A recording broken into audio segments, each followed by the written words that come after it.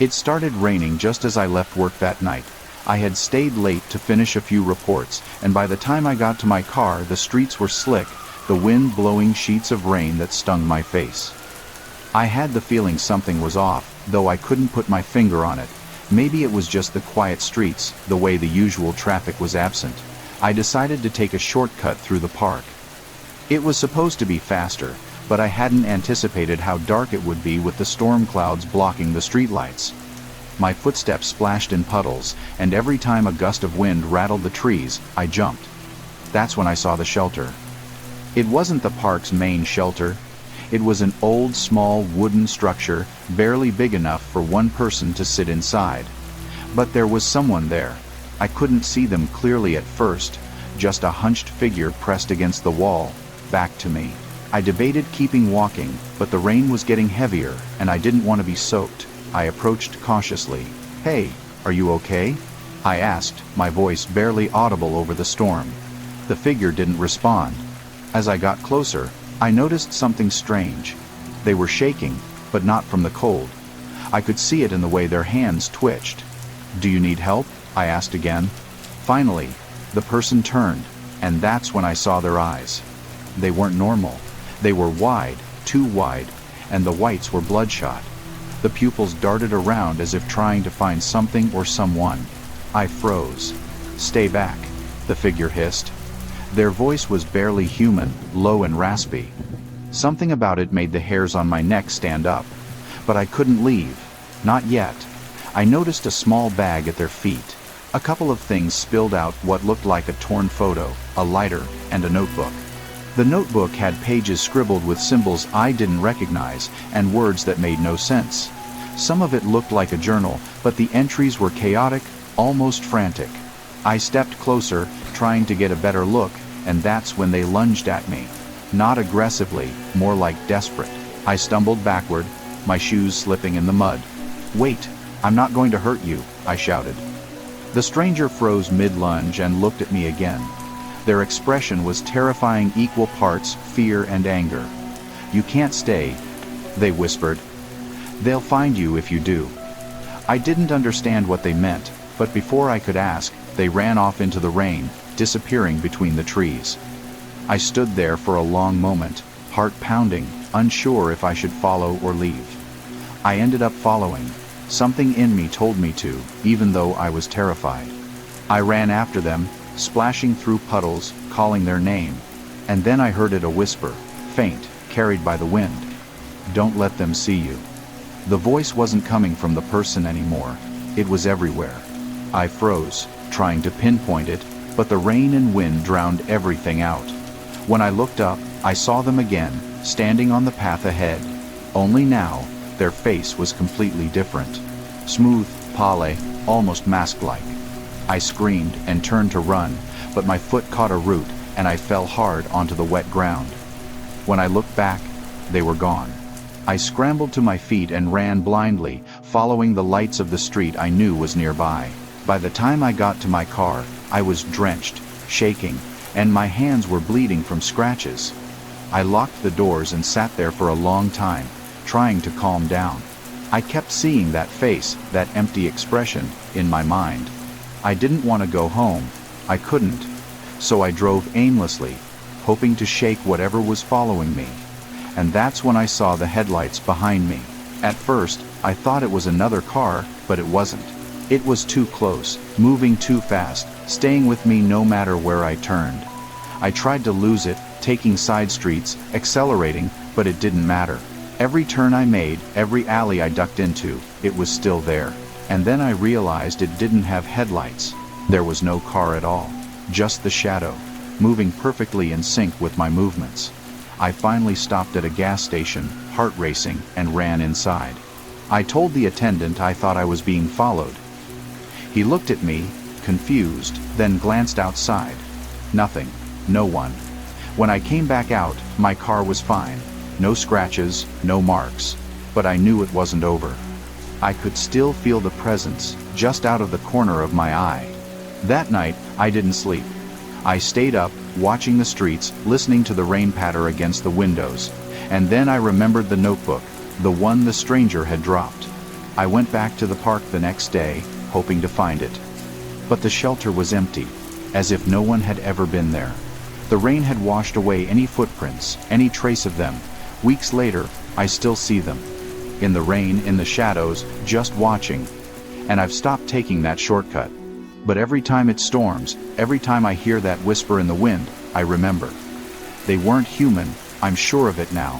And I think they were warning me. Or maybe, in some way, they were trying to protect me. Either way, I haven't gone back. And I don't think I ever will.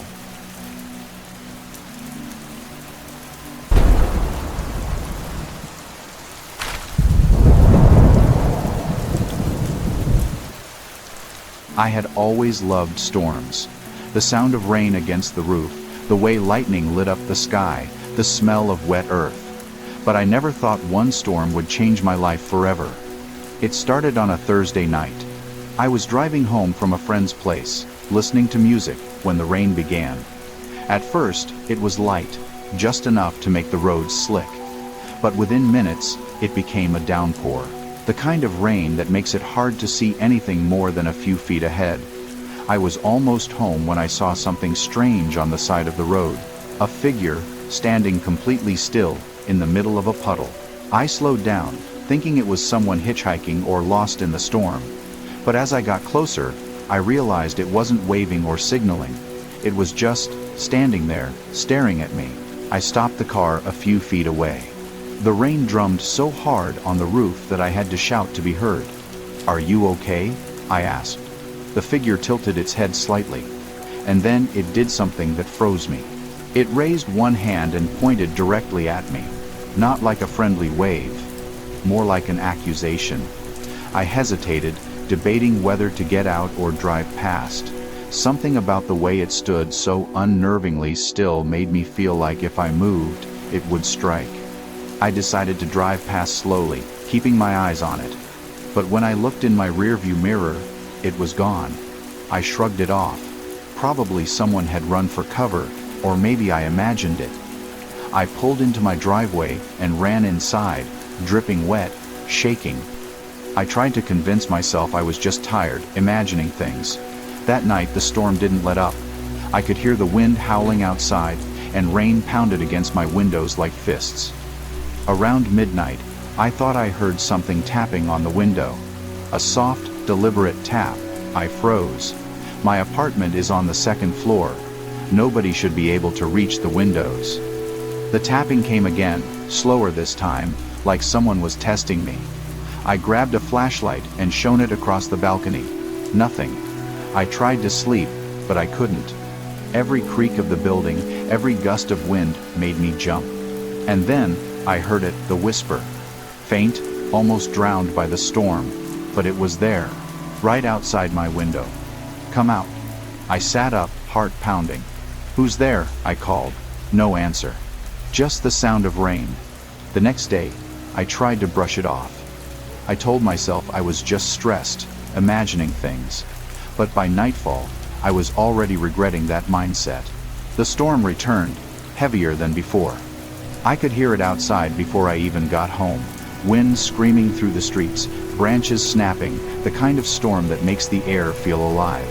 I locked my doors and turned on all the lights, hoping to feel safe.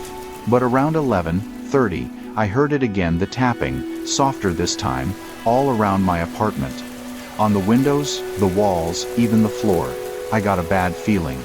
Something in my chest told me I shouldn't look, but I did anyway. And I saw it. A figure standing at the far end of my living room. I live alone. Nobody could be there. It wasn't solid, not really. It shimmered, like heat haze, and its edges kept shifting, like it couldn't hold its shape. I raised my voice. "Who are you? What do you want?" The figure moved closer. And as it did, I realized something terrifying. It wasn't moving like a human. Its limbs twisted in ways they shouldn't, bending at angles that made my stomach turn. Then it spoke. Not with words, but I heard it in my head. "The storm, you called it." I froze. I didn't call anything. I shouted, but my voice sounded small, useless. "The storm. You always loved it. You asked for it. It whispered inside my mind. I remembered. Years ago, I had joked with friends about storms, saying things like, "I wish it would storm all night. I'd love that. I'd never thought anything of it." But now it seemed like some twisted form of reality. "You like storms, you always do. So I come," it said. The voice was cold, distant, yet somehow intimate, like it knew me better than I knew myself. I ran for the balcony, thinking I could escape outside. But when I opened the door, the wind hit me like a wall. I was thrown back inside. The figure hovered closer, now filling almost the entire room. Its face. I couldn't make out any features, just a dark void where eyes and mouth should have been. "I protect the storms. I answer the call. What do you want from me? You summoned me. By loving the storm, by wanting it to rage, you called me. And now you must listen. Listen to what?" It raised a hand, or something like a hand. Outside, lightning struck so close I felt it through my chest. "Your storms. Your storms are not yours, they belong to me. Every storm you have ever loved, every night you have wished for rain, every thrill you felt, it belongs to me now." I tried to run, tried to call someone, but my phone was dead, the battery drained instantly. You wanted the storm. Now you must endure it. The lights went out, complete darkness, except for the flashes of lightning. Each bolt revealed the figure, closer, larger, twisting impossibly, until it seemed like the room itself was alive, bending around it. I screamed, tried to fight, but nothing worked. It circled me, faster and faster, like a predator toying with its prey. And then, silence. I opened my eyes, and I was outside. Rain poured down in sheets. My clothes were soaked. My apartment was behind me, dark and silent. I had no idea how I got there. I ran. I didn't stop. Not until I was blocks away, and when I looked back, nothing. For weeks, I avoided storms. I stayed inside, prayed for clear skies. But they always come back. Every storm, every heavy rain, I can feel it watching, waiting. And sometimes, when I hear the thunder, I swear I hear that whisper again. "Remember. You called me. I've tried to forget. I've tried to ignore it. But the storms always remember, and so does it." Even now, as I type this, the clouds are gathering, the wind is picking up, and I know it's coming back. Because I love storms, and I called it.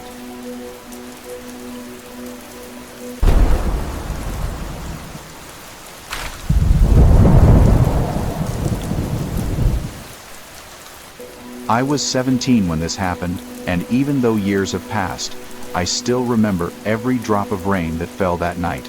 It was one of those evenings where the weather felt like it was working against you, almost warning you to stay inside. The rain wasn't a soft drizzle, it was relentless, coming down in sheets, bouncing off the asphalt, and making visibility nearly impossible. My shift at the small diner where I worked part-time had just ended, and I had about a 20-minute drive back home. Normally, it wouldn't have been a big deal, but that night the storm had made the roads practically deserted. I stepped out into the downpour and immediately regretted not bringing my heavier jacket. The rain soaked through me in seconds as I dashed to my old Honda Civic. The streets were so dark and quiet that I actually hesitated before starting the engine. There was something unnatural about how empty everything felt. No cars, no pedestrians. Just the pounding of rain and the occasional rumble of thunder overhead. As I pulled out of the parking lot, I noticed a car sitting a few blocks down the road.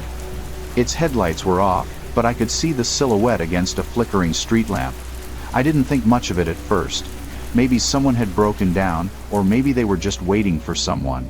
But after driving about half a mile, I glanced in my rearview mirror and saw headlights flare to life. The car began following me. At first, I convinced myself it was nothing. It was late, the weather was awful, and maybe this driver just happened to be going in the same direction. But as the minutes ticked by, and turn after turn, the car was still there. I slowed down. They slowed down. I sped up. They sped up. My stomach dropped. The rain was coming down so hard that it created a hazy curtain over my windshield, and the wipers could barely keep up. I turned down a smaller side street, one that I normally didn't take home. I wanted to test them, to see if they were really following me.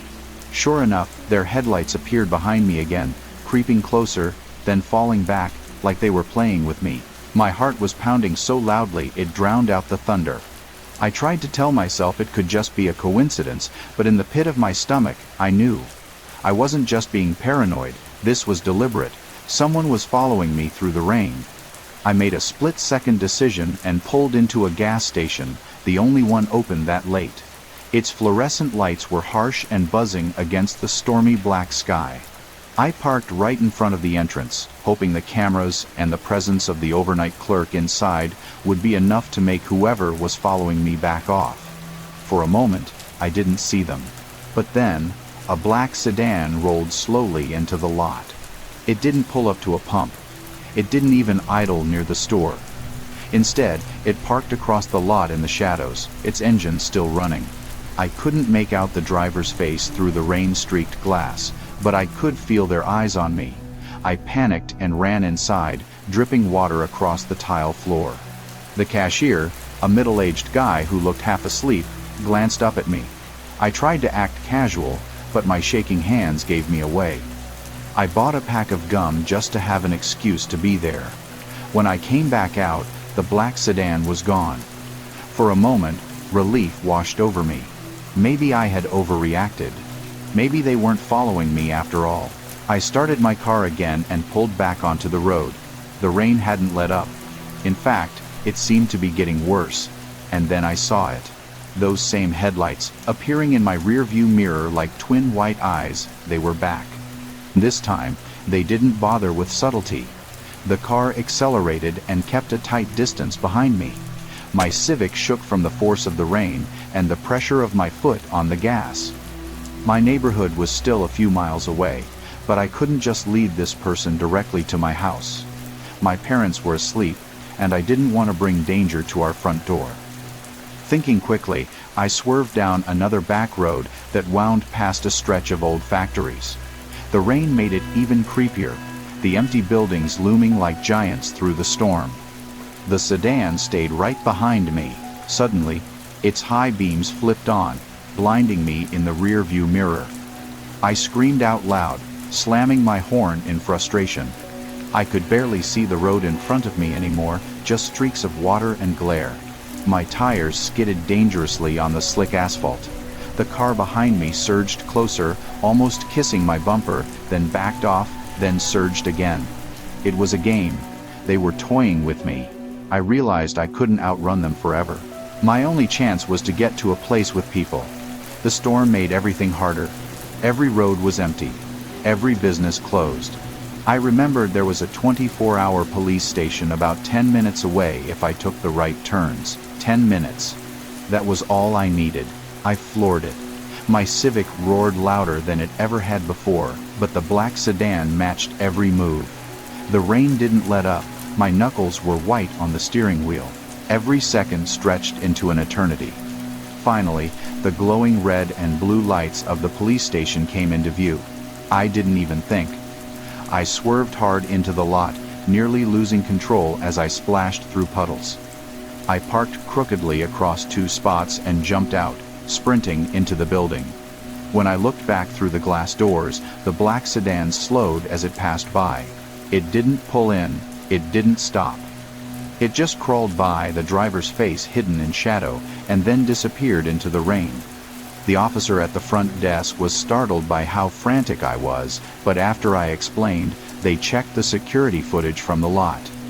Sure enough, the cameras caught the car lingering. They told me it was probably someone with bad intentions, maybe a drunk, maybe worse. But they never found the car, and I never learned who was driving it. For weeks after, I was terrified to drive alone at night, especially when it was raining. I'd catch myself checking the rearview mirror every few seconds, expecting those headlights to appear again. They never did. But to this day, every time it rains at night, I still feel that same gnawing fear in my stomach. Because somewhere out there, whoever was behind that wheel is still driving those same roads. And they never got caught.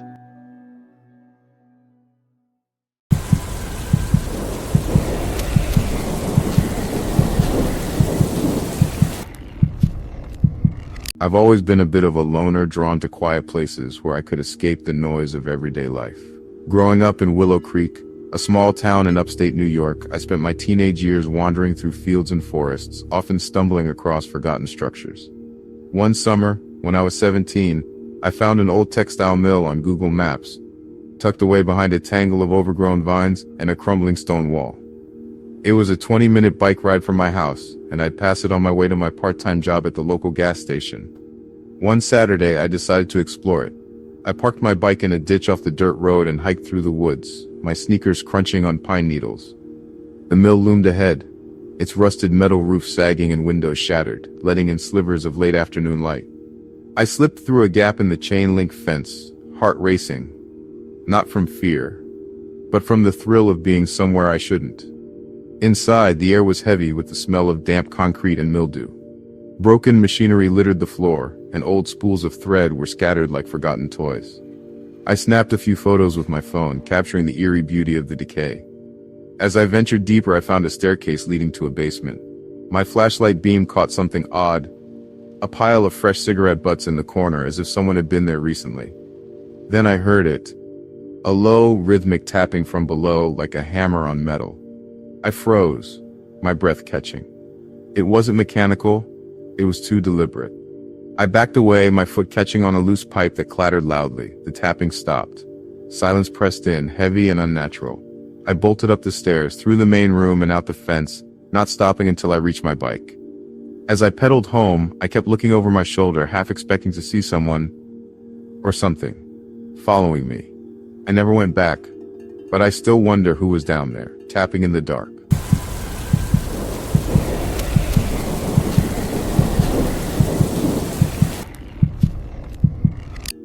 My friend Jake and I were always looking for adventures to spice up our boring weekends in rural Ohio.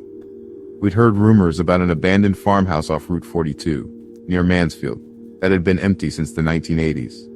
Locals said the family who lived there vanished overnight, leaving everything behind. One chilly October evening when we were both 16, we decided to check it out. We drove Jake's beat-up pickup to a nearby cornfield, parked, and hiked through the tall stalks to reach the property. The farmhouse was a sagging two-story structure, its paint peeling like old skin and the front porch half collapsed. We climbed through a broken window, careful not to cut ourselves on the jagged glass. Inside, the house was frozen in time, faded wallpaper, a dining table set with cracked plates, and a rotary phone covered in dust. We explored the upstairs, where I found a kid's bedroom with toys still scattered on the floor, including a creepy porcelain doll that stared blankly at the ceiling. Jake wanted to check the attic, so we pulled down the creaky ladder.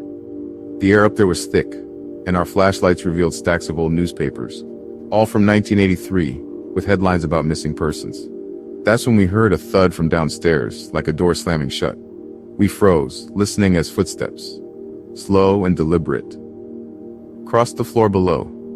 Jake whispered that it was probably just the wind, but my gut screamed otherwise. We scrambled down the ladder, nearly tripping, and ran out the window we'd come through. As we sprinted through the cornfield, I glanced back and swore I saw a shadow move across the upstairs window. We never told anyone about it, and we avoided Route 42 after that. Whatever was in that house, it wasn't just the wind.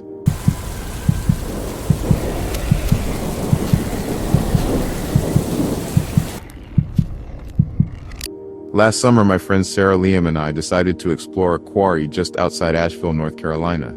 We'd seen videos online of people swimming in its turquoise waters, and it seemed like the perfect way to beat the heat. I was 18, working a summer job at a coffee shop, and we were all itching for something exciting.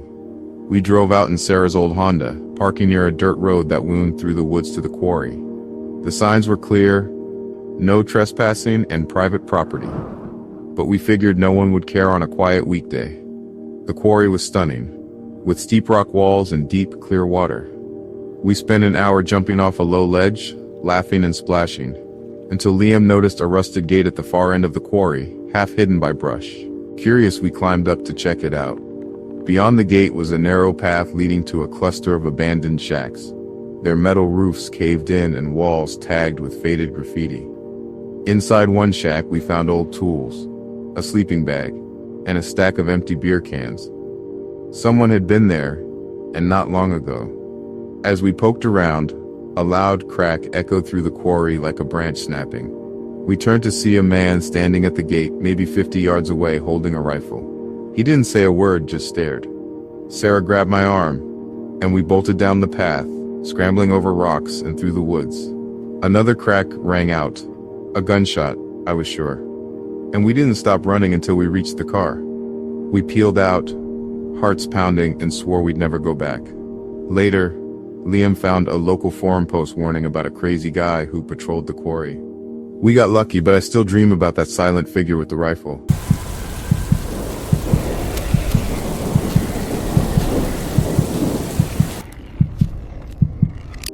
When I was in high school in Eerie, Pennsylvania, my friend Mia and I got hooked on urban exploration.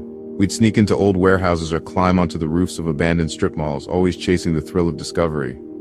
One night, when we were both 17, we decided to tackle the old Jefferson Elementary School, which had been closed since the early 2000s. It was a hulking brick building, its windows boarded up and the parking lot overgrown with weeds. We went after dark, parking a block away and slipping through a hole in the fence. The side door was unlocked, creaking as we pushed it open. Inside, the air smelled of chalk dust and mold. Our flashlights lit up rows of lockers, some still stuffed with textbooks and crumpled papers. The gym was the creepiest, with a basketball still sitting in the middle of the court, like someone had just walked away mid-game. We found a staircase to the basement and, against my better judgment, went down.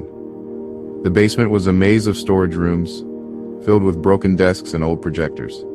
In one room we found a chalkboard with HELP-ME scrawled in faded chalk. My stomach dropped, but Mia laughed it off as a prank. Then we heard a scraping sound, like metal dragging on concrete, coming from deeper in the basement. It stopped, then started again, closer. We didn't wait to find out what it was. We ran up the stairs, through the gym and out the door, not stopping until we were back at the car. The next day, I looked up the school online and found stories about a janitor who disappeared there years ago. Mia says it was just our imagination, but I'm not so sure.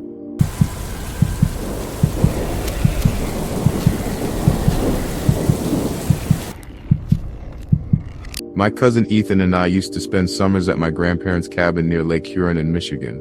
We were both 19, restless, and always looking for trouble. One summer we heard about an abandoned mansion on the lake's shore, hidden behind a wall of pine trees. Locals called it the ghost house, saying the wealthy couple who owned it in the 70s had left suddenly, leaving everything behind. One overcast afternoon we hiked through the woods to find it, armed with flashlights and a cheap camera. The mansion was massive, with ivy choking its brick walls and a sagging widow's walk on the roof. We pried open a basement window and climbed in, landing in a damp, musty room filled with old furniture covered in drop cloths. The main floor was like a time capsule. A grand piano sat in the living room, its keys yellowed, and a dining table held dusty wine glasses. Upstairs we found bedrooms with unmade beds and closets full of moth-eaten clothes. In one room, a mirror was covered with a sheet, and when Ethan pulled it off, we saw a faint handprint on the glass. We laughed nervously, but the air felt heavier. As we headed toward the attic, we heard a creak from downstairs, then another, like someone walking slowly. We froze, listening as the steps moved toward the staircase. Ethan whispered that it was probably a raccoon, but I wasn't buying it. We bolted for the basement window, squeezing through and running into the woods. When we looked back, a light flickered in one of the upstairs windows, then went out. We never told my grandparents, and we avoided that part of the lake for the rest of the summer. I still don't know if it was a squatter or something else, but that handprint haunts me.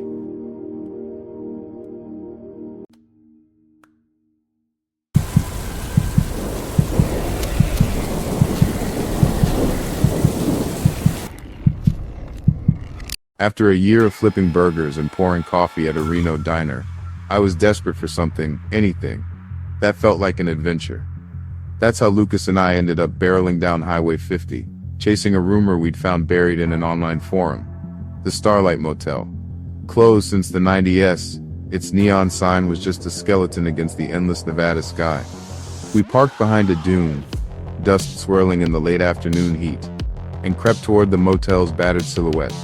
Slipping through a broken window, we landed in a room frozen in time. Stale air, peeling wallpaper, a bed that looked like it hadn't been touched in decades. I ran my finger over the cracked dresser, picking up a layer of dust thick as velvet. On the bed, a faded map of Nevada was spread out, corners curled from the dry air. We moved from room to room, each one telling its own story. A sun-bleached postcard from Vegas, a broken TV still humming faintly with static, a guest book on the front desk with the last entry dated July 1992. Passing through. Hope tomorrow's brighter. The manager's office was worse. Drawers yanked open, a rusted safe with scratch marks around the lock. Someone had been desperate to get inside.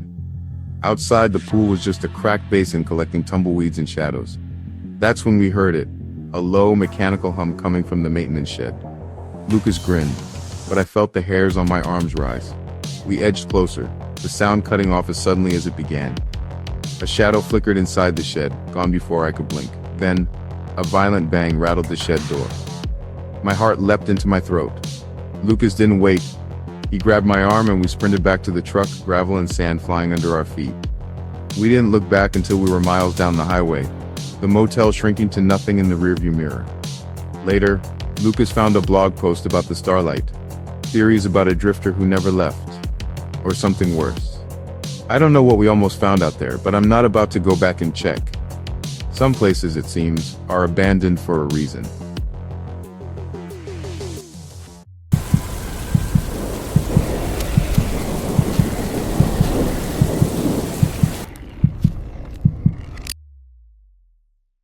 Growing up in Rockland, Maine, summer meant biking past the rocky coast, the gulls wheeling overhead, and the salty breeze tugging at my hair. But there were always shadows tucked between the pine trees, abandoned buildings, silent and watchful.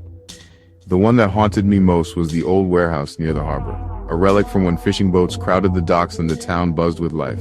By the time I was 16, working weekends at a lobster shack, the warehouse was just a rusted shell, but rumors swirled, stories of smuggling, secret tunnels, and things left behind. One foggy evening, my friend Zoe and I gave in to curiosity. We ditched our bikes in the bushes and slipped through a gap in the chain-link fence, the metal rasping against our jackets. The warehouse loomed above us, its broken windows staring blankly at the gray horizon. Inside, the floor was a minefield of crates and tangled nets, and the air was thick with the scent of oil and old salt. We wandered through the maze of shadows, our flashlights slicing through the gloom. Faded shipping labels whispered of journeys cut short, and rusted tools lay where they'd fallen decades ago. In the far corner, hidden behind a stack of splintered pallets, we found a trapdoor. I couldn't resist. Zoe hesitated, but followed as I pried it open and we descended the groaning wooden stairs. The basement was colder, damp, and echoing. Our lights danced across leaking barrels and puddles that rippled with every step. That's when we heard it. A soft whisper, right at the edge of hearing, like someone muttering secrets in the dark. We froze, straining to catch the words, but the whisper faded, replaced by a slow dragging sound overhead. Something heavy, moving where no one should be. My heart hammered in my chest. Zoe's grip tightened on my arm. Without a word, we bolted, scrambling up the stairs, dodging loose boards as the dragging sound grew louder, closer. We burst from the warehouse, leaping the fence, and pedaled through the fog, not daring to look back. The next day, as I handed out lobster rolls to fishermen at the shack, I heard them talking about strange noises, about shadows moving in the warehouse at night.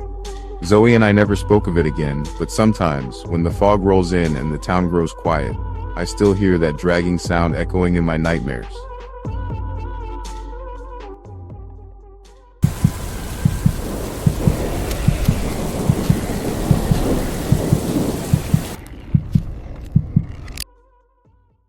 After Maine's fog and salt, the desert felt like another planet. I was 18, living in Albuquerque. My older brother Caleb and I had become obsessed with ghost towns, those sun-bleached places where history seems to linger like a shadow. One weekend we set our sights on Dusty Hollow, a forgotten mining camp tucked deep in the New Mexico desert. The drive out was all endless blue sky, heat shimmering off the asphalt. We parked Caleb's Jeep behind a rocky outcrop. The world felt silent, the only sound our footsteps crunching over gravel. Dusty Hollow was just a cluster of adobe ruins, roofs, sagging doorways, half buried in sand. We wandered through the old saloon, first broken bottles on the floor, the bar counter thick with dust as if the last customer had left a century ago and never come back. In a nearby house, I found a rusted bed frame and a cracked photo frame. The faces in the picture faded almost to nothing. It was a town of ghosts, and I wondered who they'd been. But the old church was the creepiest. Inside, the air was cooler, heavy with the scent of old wood and desert dust. A warped wooden cross leaned against the altar, casting a crooked shadow across the floor. That's when I noticed them. Boot prints in the dust, too fresh to be from the 1920s. Caleb just shrugged, said another explorer must have beaten us here, but a chill crawled up my spine. We followed the prints to the edge of town, where the mine entrance yawned dark and boarded up. As we pried a rotten plank loose, a low, guttural growl echoed from the tunnel, too deep for a coyote, too real to be a trick of the wind. We both froze.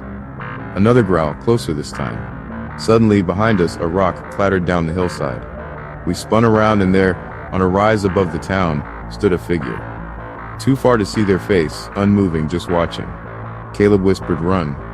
We bolted for the jeep, sand flying under our boots. I looked back once. The hill was empty. On the drive home, neither of us spoke. Later, I found a local legend about a guardian haunting the mines of Dusty Hollow. I never believed in ghosts, but those fresh boot prints that growl, and the silent watcher on the hill still haunt my dreams.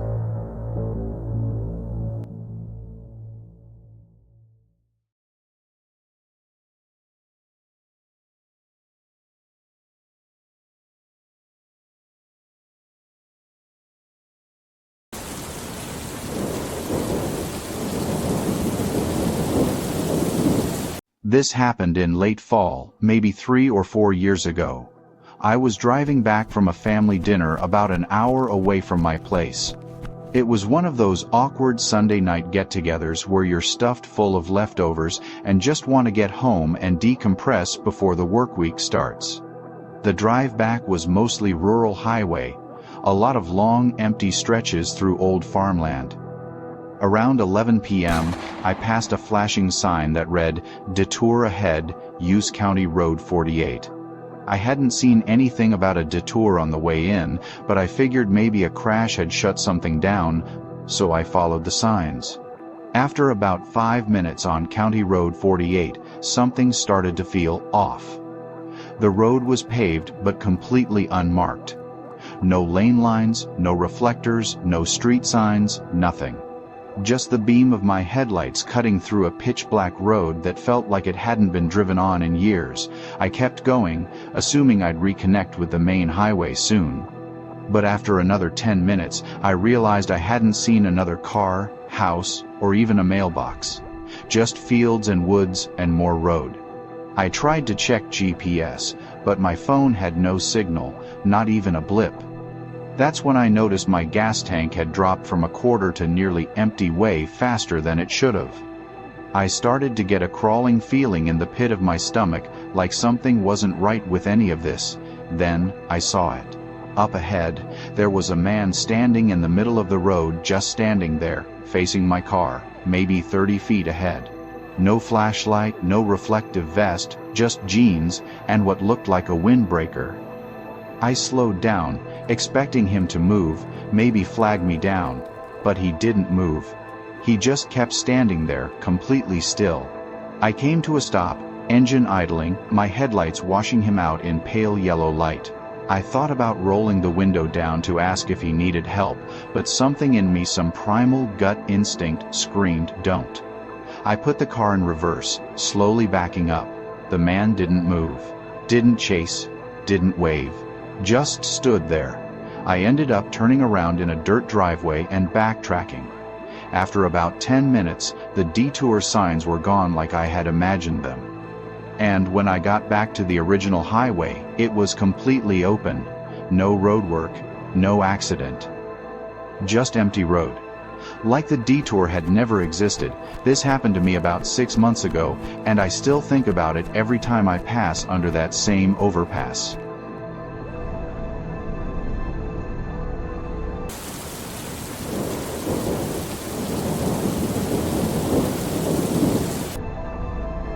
I was heading home from work late, maybe 1:00 a.m.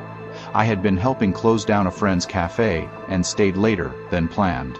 There's a tunnel near my neighborhood, the kind that dips under a train track short, maybe 30 or 40 feet long. I drive through it all the time. It's narrow, just one lane in each direction, and always echoes with this hollow, distant hum, kind of eerie when it's quiet. That night, as I entered the tunnel, my radio, which had been softly playing music, cut out completely. No static, just silence. That's happened before. Weak signal, whatever. But this time, my headlights dimmed at the same moment. That's happened before. Weak signal, whatever. But this time, my headlights dimmed at the same moment. Not went out, just dimmed. Like someone turned a dial down to 40%.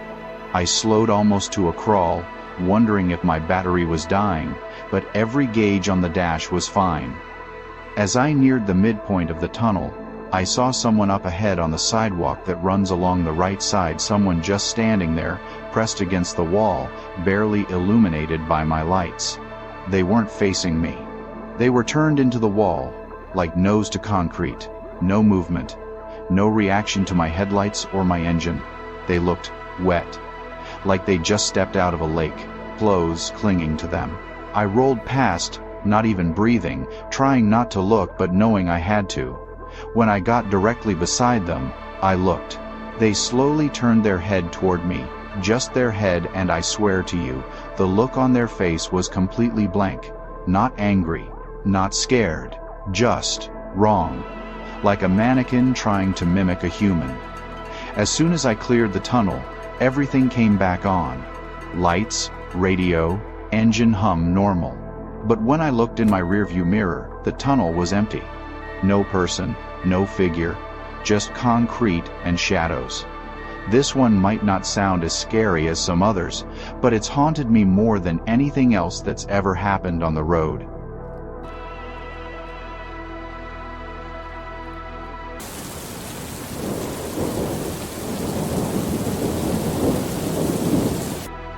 A few years back, I was driving cross-country for a job relocation and stopped at a small roadside diner somewhere in Arizona. Middle of nowhere, the kind of place that has faded booths, a single waitress, and a sign out front that's missing letters.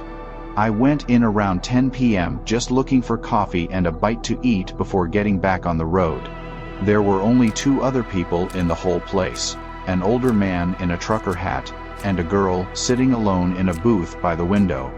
Maybe 19, 20 tops.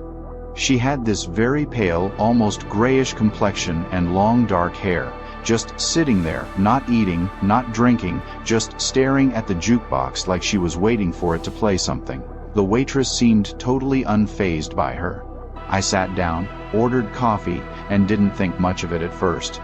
But after about 15 minutes, I noticed the girl hadn't moved at all. No blinking, no fidgeting. Just sitting, staring, frozen in place. Her hands were flat on the table, palms down, like someone had posed her there. When the waitress came by again, I asked if the girl was okay, kind of half joking. The waitress paused, looked at the booth and said, "What girl?" I stared at her, waiting for a smirk or a laugh, but she looked genuinely confused. I pointed, but the booth was empty. Completely empty. I blinked, stood up, even walked over to check. No girl, no sign anyone had ever been there. The silverware was clean and untouched. The seat cushion had no imprint. I didn't finish the coffee. I didn't eat. I just got back in my car and drove until the sun came up. This happened last fall, and I still think about it way more than I should.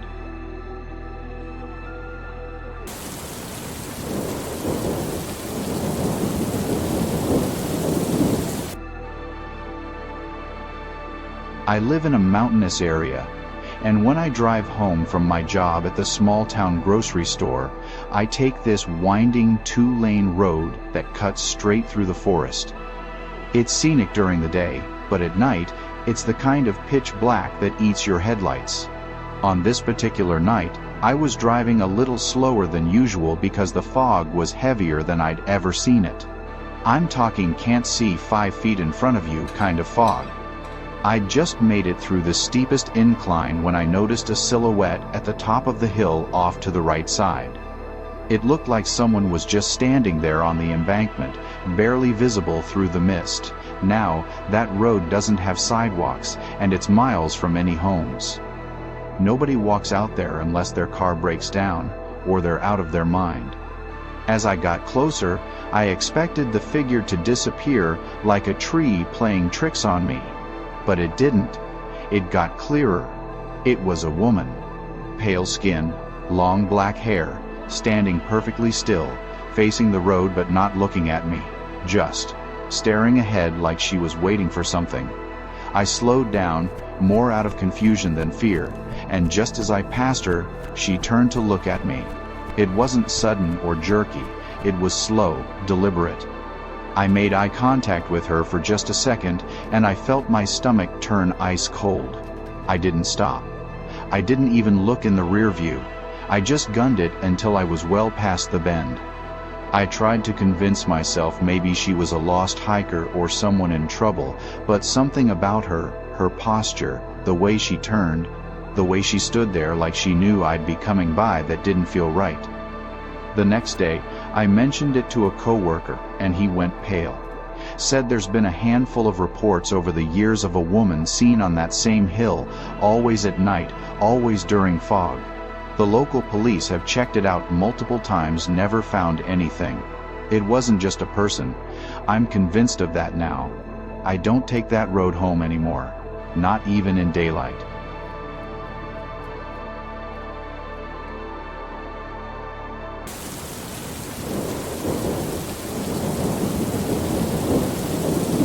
Back in college, I used to drive between my campus and my parents' house a lot. It was about a 2-hour trip, mostly flat highway, but with this one strange tunnel, you had to go through about 45 minutes in. I always hated that tunnel.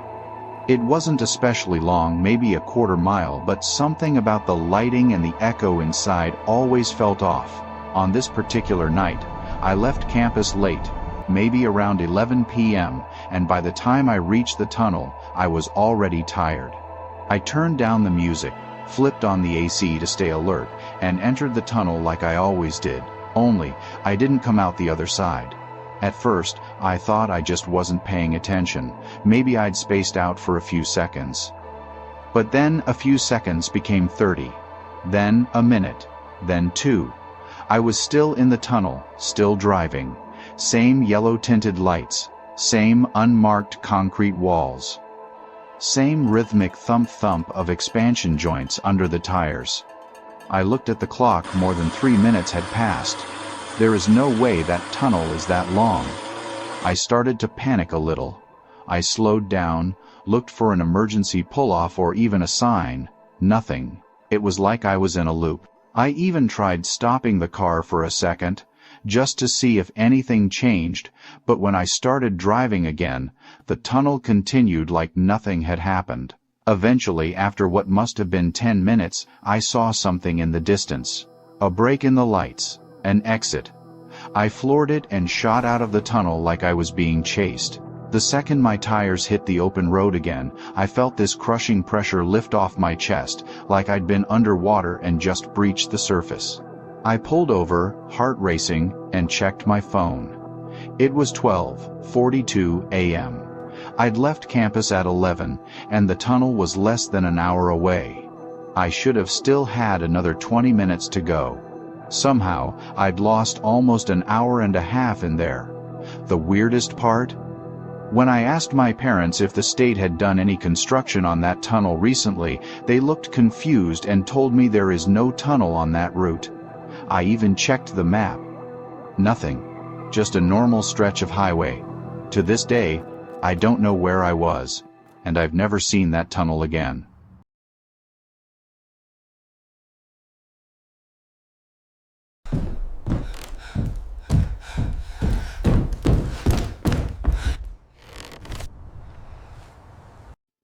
We all have a place we call home, a sanctuary. A fortress against the chaos of the outside world. It's the place where we lock the doors, draw the curtains, and breathe a sigh of relief. We believe we are safe within these four walls. We trust the familiar creaks of the floorboards, the hum of the refrigerator, the quiet rhythm of our own space. This feeling of security is something we build our lives upon. It's a fundamental human need, a psychological anchor that keeps us grounded in a world that often feels unpredictable and overwhelming. We invest so much in this idea, telling ourselves that monsters don't exist, that the things that go bump in the night are just the house settling. But what if that feeling is just an illusion? But what if that feeling is just an illusion? What if the very walls we trust to protect us are porous, allowing something sinister to seep through? The truth is, safety is a fragile concept, a delicate veneer painted over a much darker reality.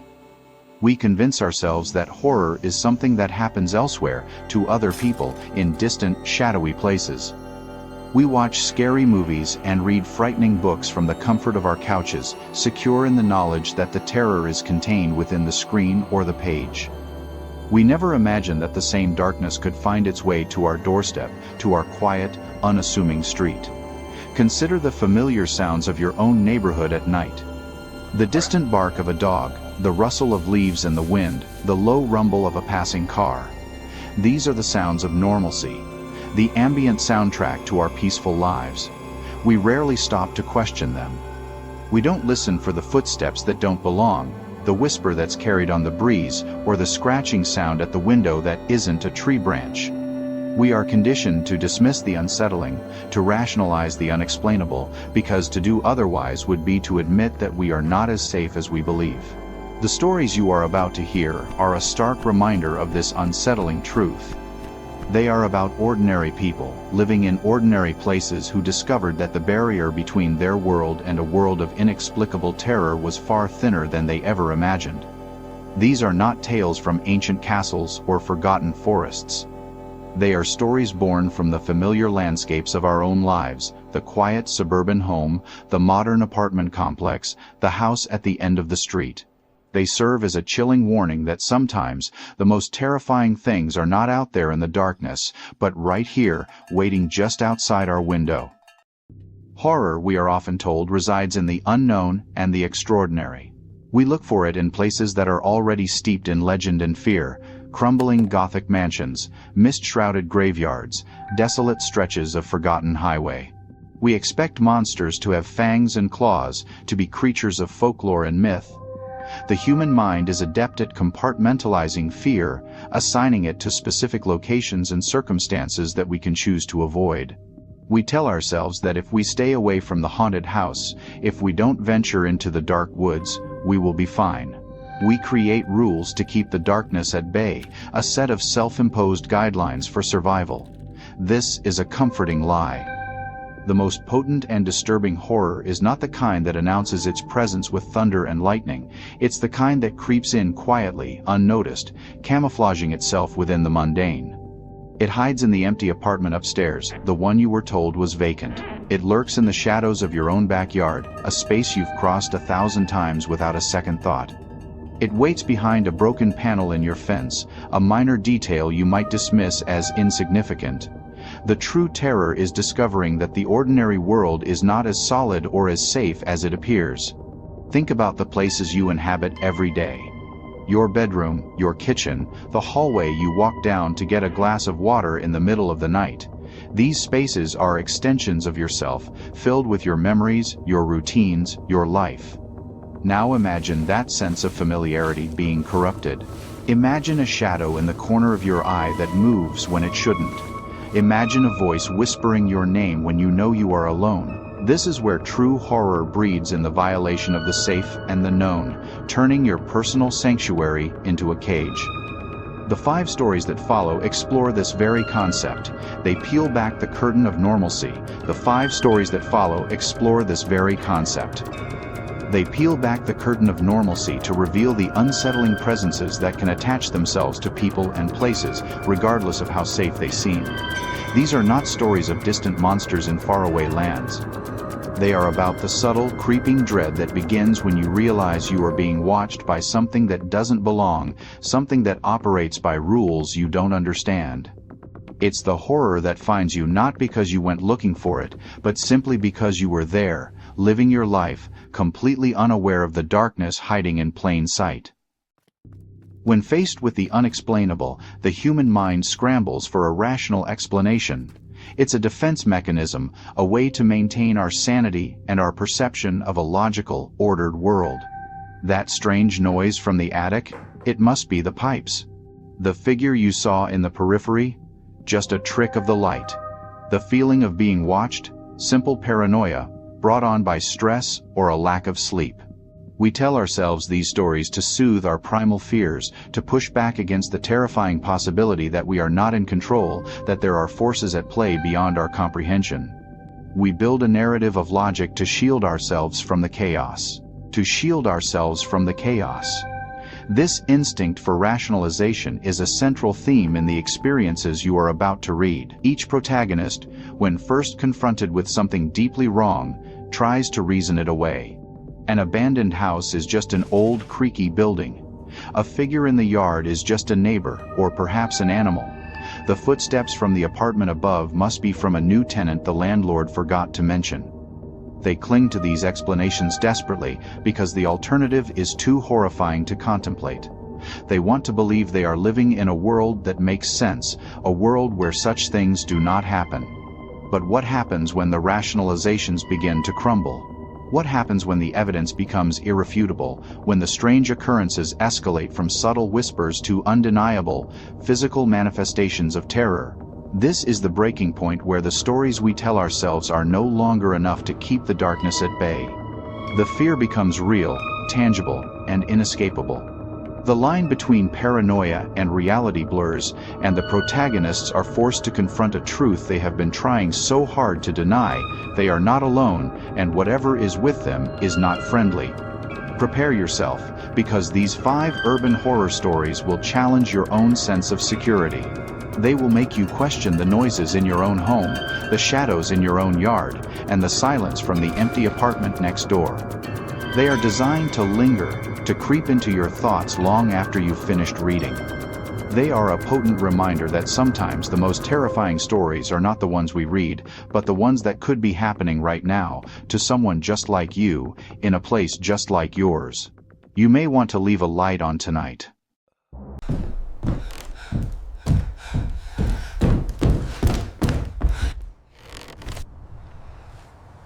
I've never been what you would call a risk taker. My life has always been governed by a healthy respect for rules and a general desire to avoid unnecessary trouble. I was the friend who always suggested we go home before curfew, the one who saw the potential consequences in every reckless idea. But curiosity, as they say, has a powerful and often dangerous pull. It was a cool Friday evening, the final moments of sunlight painting the sky in hues of orange and purple, when my friends issued the dare. The target was the old house at the very end of our street, a dilapidated structure that everyone in the neighborhood referred to as the Hollow House. The name was fitting. It looked like a hollowed-out skeleton of a home, its soul long since departed.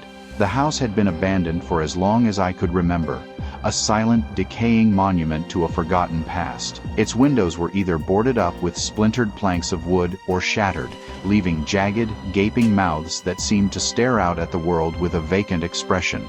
From the sidewalk, I could see the floral wallpaper peeling away from the walls in long, curling strips, revealing the dark, rotting wood beneath. It was painfully obvious that no one had set foot inside for decades, at least no one who intended to stay.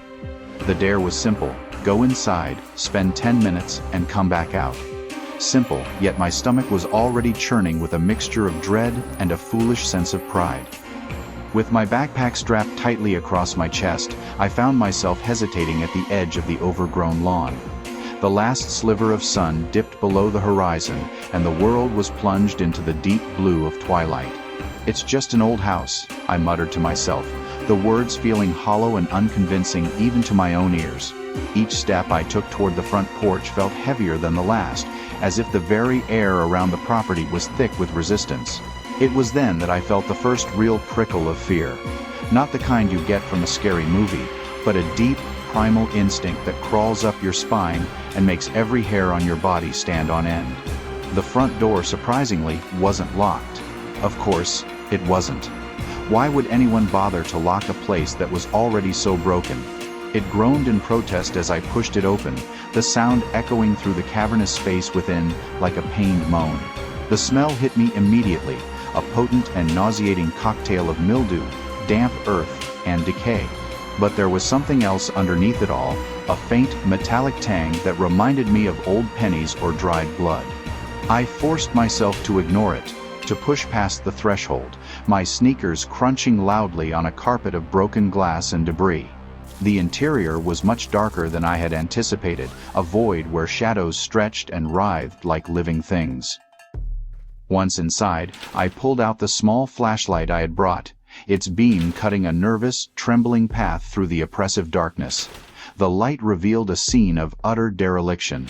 Old furniture, draped in thick, gray sheets of dust, and elaborate cobwebs, stood like ghostly sentinels in the gloom.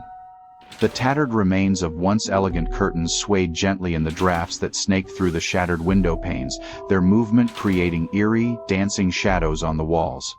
Every floorboard groaned and protested under my weight, each sound magnified by the profound silence of the house. I felt like an intruder, a trespasser in a place that did not want me there, and every creak seemed to announce my presence to whatever lingered in the darkness. I began to explore the downstairs rooms one by one, my heart hammering against my ribs with a frantic rhythm. The living room, the dining room, the kitchen, they were all in a similar state of decay, frozen in a moment of forgotten time. It was in the dining room that I first noticed the graffiti. Names, dates, and strange esoteric symbols were etched and spray-painted across the peeling walls. Most of them were faded, the work of other teenagers who had likely taken the same dare over the years. But one name, in particular, seemed to appear with obsessive frequency.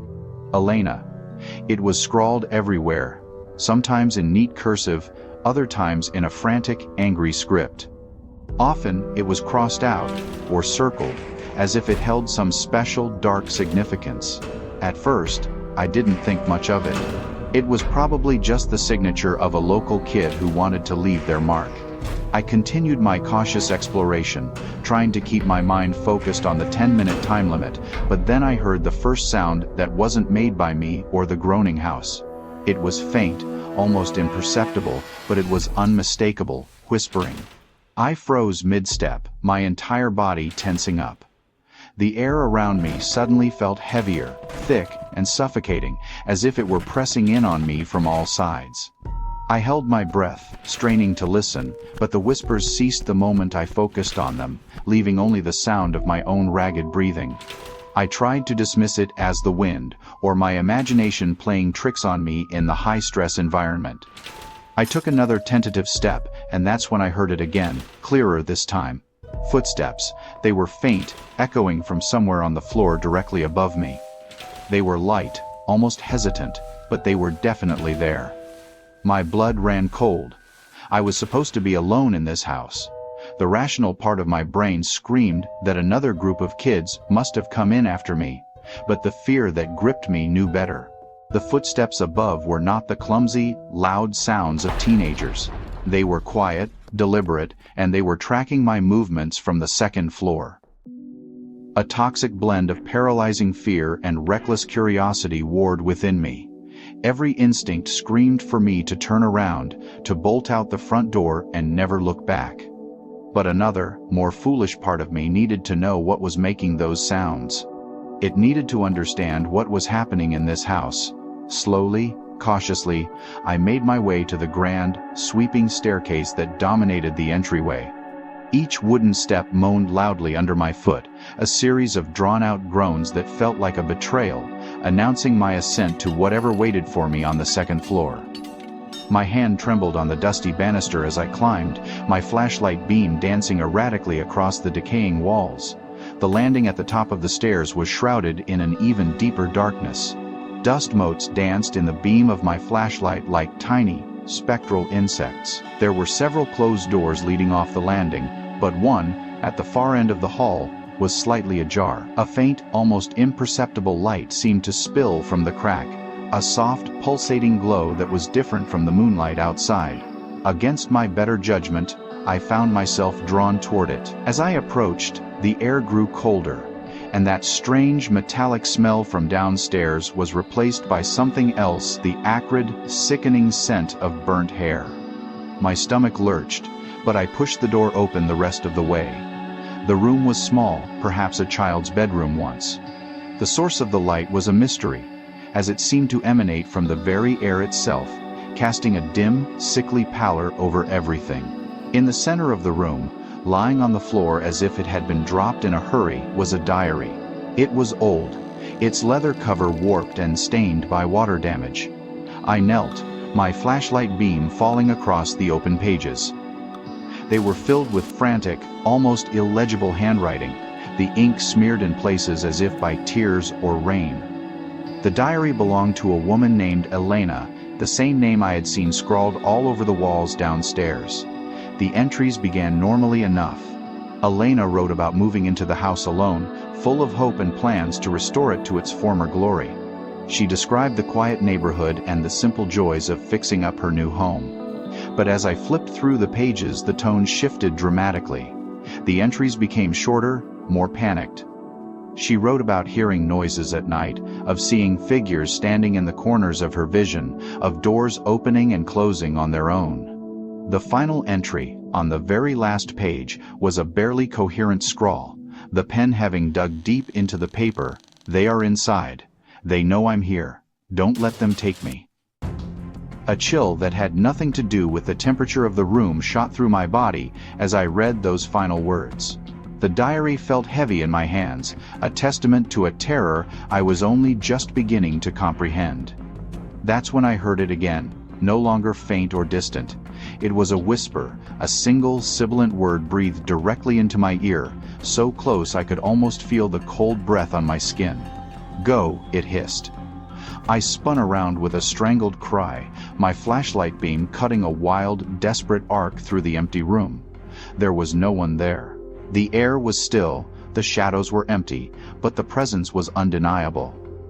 My breathing became heavy, and a wave of pure, unadulterated panic washed over me.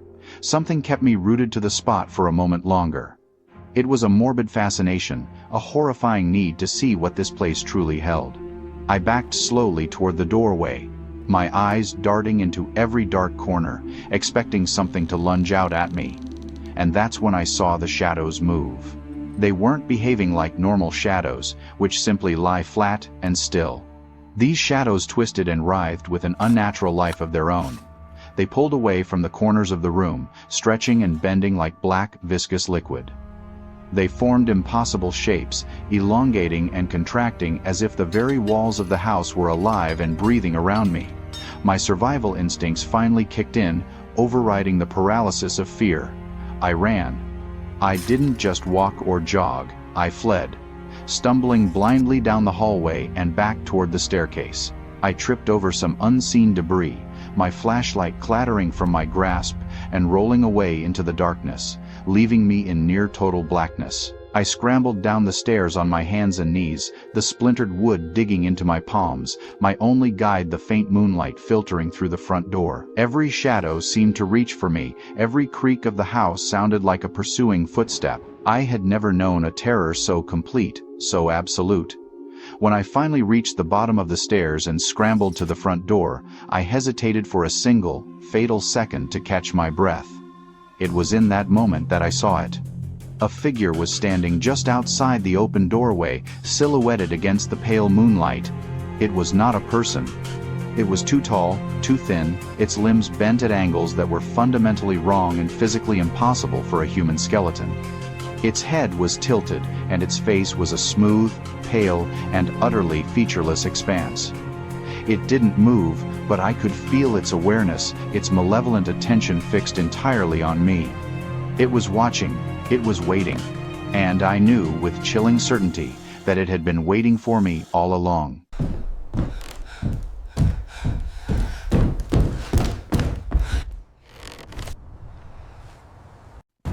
I have always prided myself on living in what most people would describe as a perfectly safe neighborhood. The streets are quiet and lined with neatly manicured lawns. The neighbors are friendly enough to offer a polite nod, and, honestly, the most exciting event is usually a dog barking at a squirrel. Safety, I've come to learn, is not a guarantee. It is an illusion, a comforting story we tell ourselves to keep the darkness at bay. I learned this lesson the hard way, one oppressively warm summer night, a night that shattered my perception of security and replaced it with a fear that still lingers in the deepest corners of my mind. It began with the simple, mundane act of ending my day. The evening had been unremarkable. I was sitting on my back porch, the screen door propped open to let in the cool night air. I scrolled aimlessly through my phone, enjoying the symphony of crickets and the peaceful stillness that had settled over the world. A distant car engine was the only sound that broke the silence. Around 11 o'clock, I decided to call it a night. I performed my nightly ritual, locking the back door, double-checking that all the windows were securely fastened, and giving my dog, Rusty, a final pat before heading to bed. I felt secure, cocooned within the familiar walls of my home, completely oblivious to the terror that was about to unfold. An hour or so later, a sound jolted me from the edge of sleep. It wasn't a loud or alarming noise, but a subtle, insidious creak that seemed to originate from the backyard. My first thought, a rational one, was that it was just the wind rattling a loose fence panel, or perhaps a tree branch scraping against the side of the house. I tried to ignore it, to dismiss it as one of the many innocuous sounds a house makes at night. But then I heard it again, more distinct this time. It was a soft thump, the unmistakable sound of a weight settling on the grass, like someone taking a light, careful step. My heart, which had been beating in a slow, sleepy rhythm, began to race. I slipped out of bed as quietly as I could, my feet making no sound on the carpeted floor.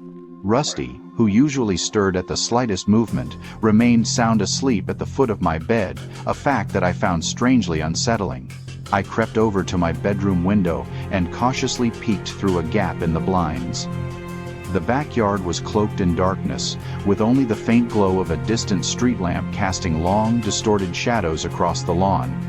At first, I saw nothing out of the ordinary. But then, my eyes adjusted, and I detected movement near the old wooden shed at the far end of the property. I squinted, trying to make sense of the shape, my mind desperately trying to find a logical explanation. My mind immediately began cycling through rational possibilities for the movement I had seen. It had to be a raccoon, I told myself, or maybe the neighbor's notoriously adventurous cat out on a nightly prowl. These were familiar, non-threatening explanations that could easily account for a fleeting shape in the shadows. I held on to these thoughts, trying to calm the frantic beating of my heart. But the silence that followed was too profound, too heavy. There was no rustling, no animalistic scurrying. There was only a deep, watchful stillness that felt entirely unnatural.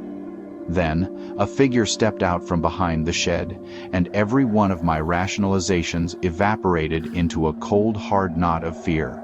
It was human-shaped, tall and slender, but it moved with a bizarre, jerky quality that sent a shiver down my spine. Its limbs seemed to twitch and stutter, as if it were a marionette being controlled by an unskilled puppeteer. It didn't walk like a person. It lurched, its movements disjointed and wrong. I froze completely, my body pressed against the cool glass of the window. My phone was still clutched in my hand, my thumb hovering over the emergency call button, but I was paralyzed, trapped in a state of horrified fascination. The figure made no sound as it stood there, its form a stark, black silhouette against the deep blue of the night. It just stood there, perfectly still, its attention fixed on my house. After a moment that stretched into an eternity, its head tilted to one side at an angle that seemed physically impossible, a sharp, grotesque crack echoing in the silence of my mind. The faint moonlight glinted off its face, but I couldn't discern any features. I couldn't tell if it had eyes, but I felt them on me. I felt its gaze pierce through the window, through the walls, and into the very core of my being. There was something profoundly inhuman about its presence, an aura of malevolence that was as palpable as the cold sweat beading on my forehead. After what felt like a lifetime of it just standing there, studying my home, it began to move closer. It advanced with a slow, deliberate pace, each step measured and purposeful, as if it were testing the ground, or perhaps testing my resolve. I remained hidden, my breath caught in my throat, praying it couldn't see me. My thoughts immediately went to Rusty, still sleeping peacefully, blissfully unaware of the danger that was now just feet from our door. If this person or this thing found a way inside, we would be trapped. The comforting walls of my home no longer felt like a fortress. They felt like a flimsy, transparent cage.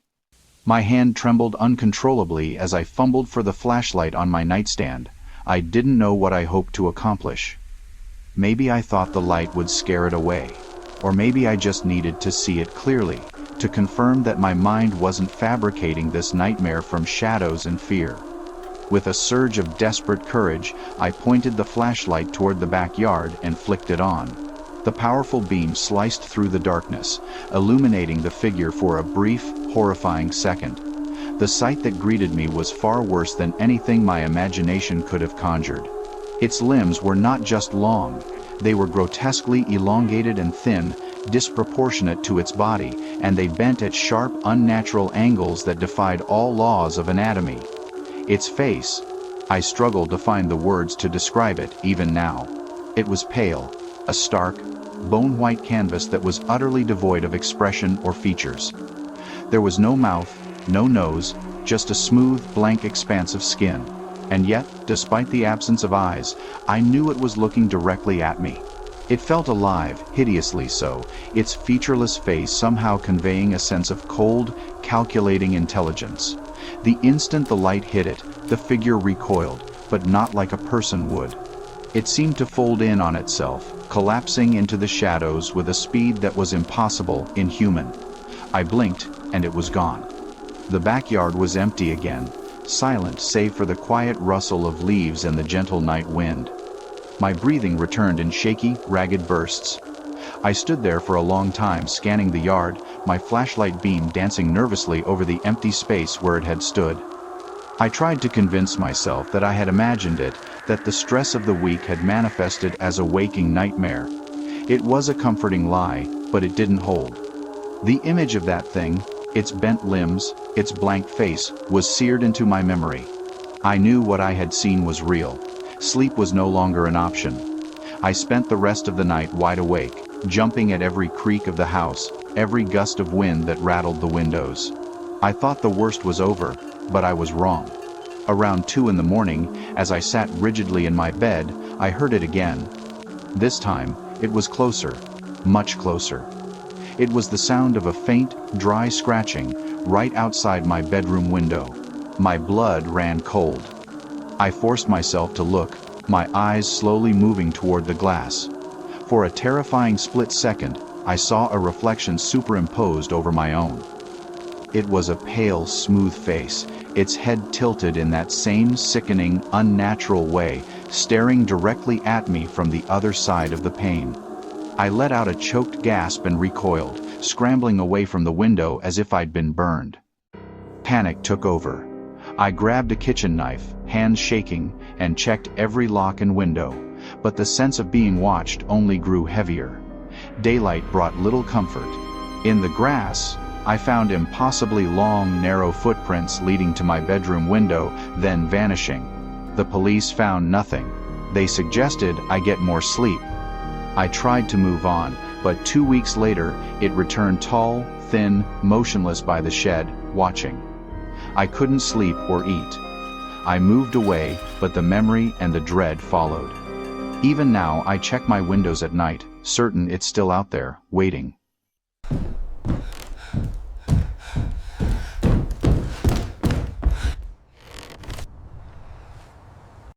My new apartment promised solitude, but I was never truly alone. On the third night, I heard footsteps above me, deliberate, slow, impossible, since the unit was supposed to be vacant. I tried to rationalize it, but the footsteps continued, pacing in strange, relentless circles. One night, I crept into the hallway, listening. The footsteps grew clearer, right above my head. I whispered, "Hello? Is someone there?" The footsteps stopped abruptly. The silence that followed was absolute, and somehow more terrifying. I realized then, something was sharing my space. I locked myself in, desperate for logic, but the next morning, sunlight revealed deep scratches gouged into my ceiling fresh, as if made overnight. Fear became my shadow. The footsteps returned, joined by a low, rhythmic humming. Sleep vanished. Every sound set my nerves on edge. One night, I found my door ajar, though I always locked it. Inside, nothing was disturbed except my bed sheets twisted, as if someone had been waiting. The sense of invasion was complete. I was no longer alone in my own home. Something was watching and waiting. That was it. I called the police, but they found nothing, no break-in, no evidence, just my growing terror. After that, things escalated.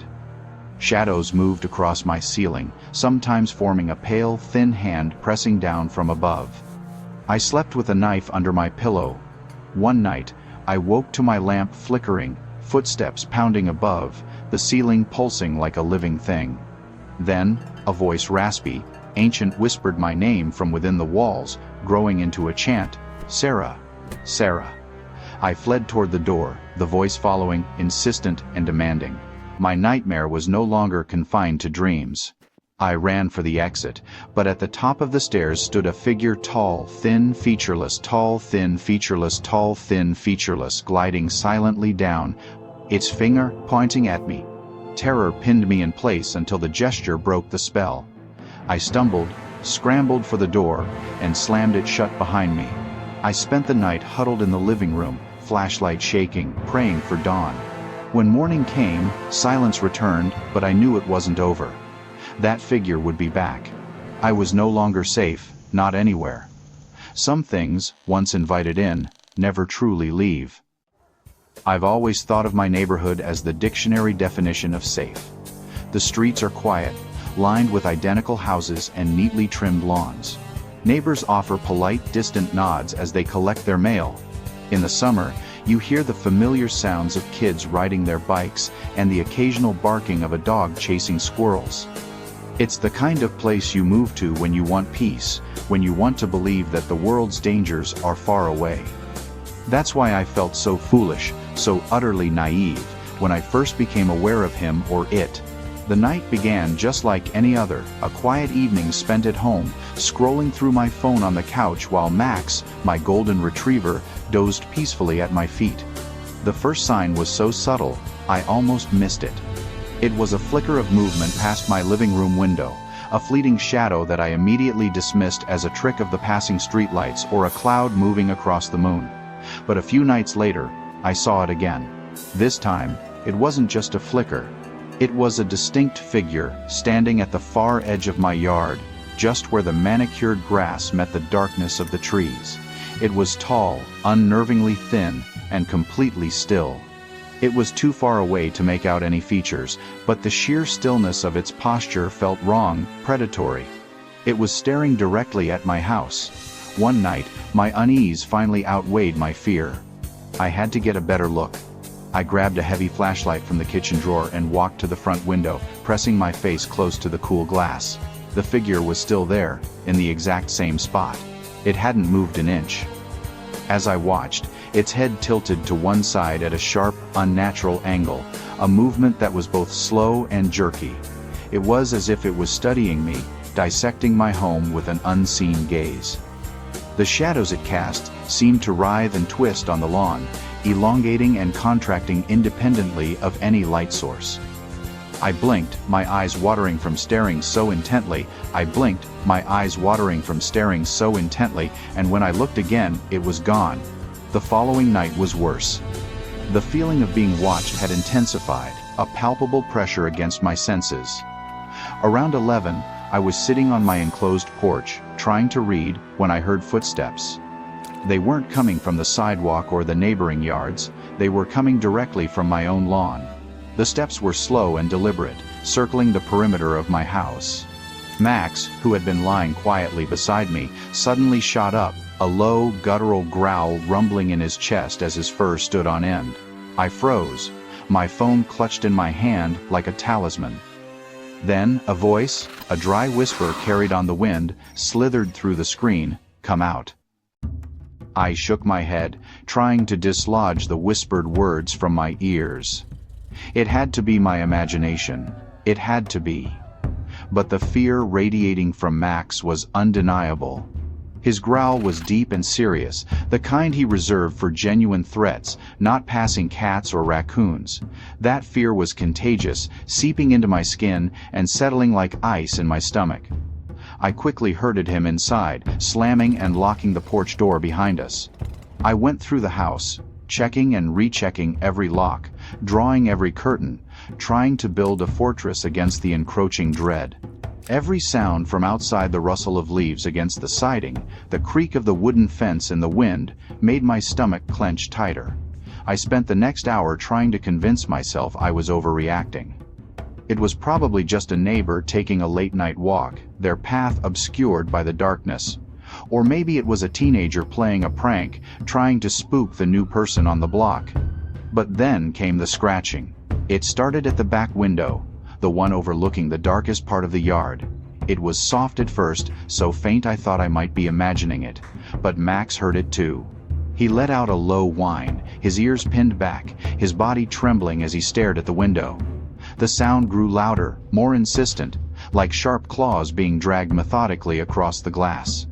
My own attempts at rationalization were failing.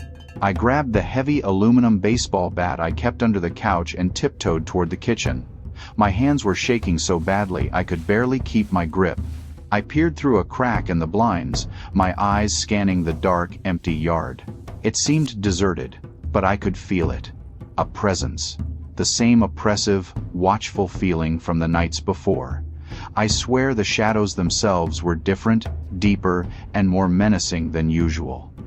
A corner of the yard that should have been merely dark seemed to pulse with an inky blackness, as if the night itself were alive and breathing. Then, I saw it again.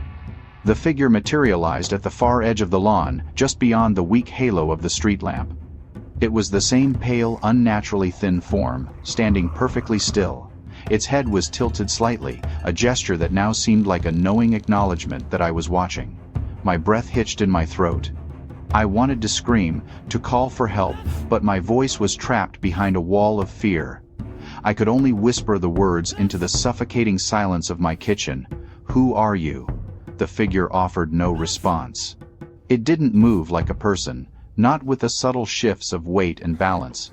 It was as if it were a statue, a horrifying monument to the terror it inspired. The next few nights descended into a living nightmare. I abandoned any pretense of normalcy. The porch remained locked, the blinds stayed shut. Sleep became fragmented, punctuated by the recurring sounds of scratching at the windows and the soft, guttural whispers that seemed to ride the night air, always repeating the same two words: "Come out. Come out. Come out." The house, once my sanctuary, now felt like a prison, and I was its only terrified inmate.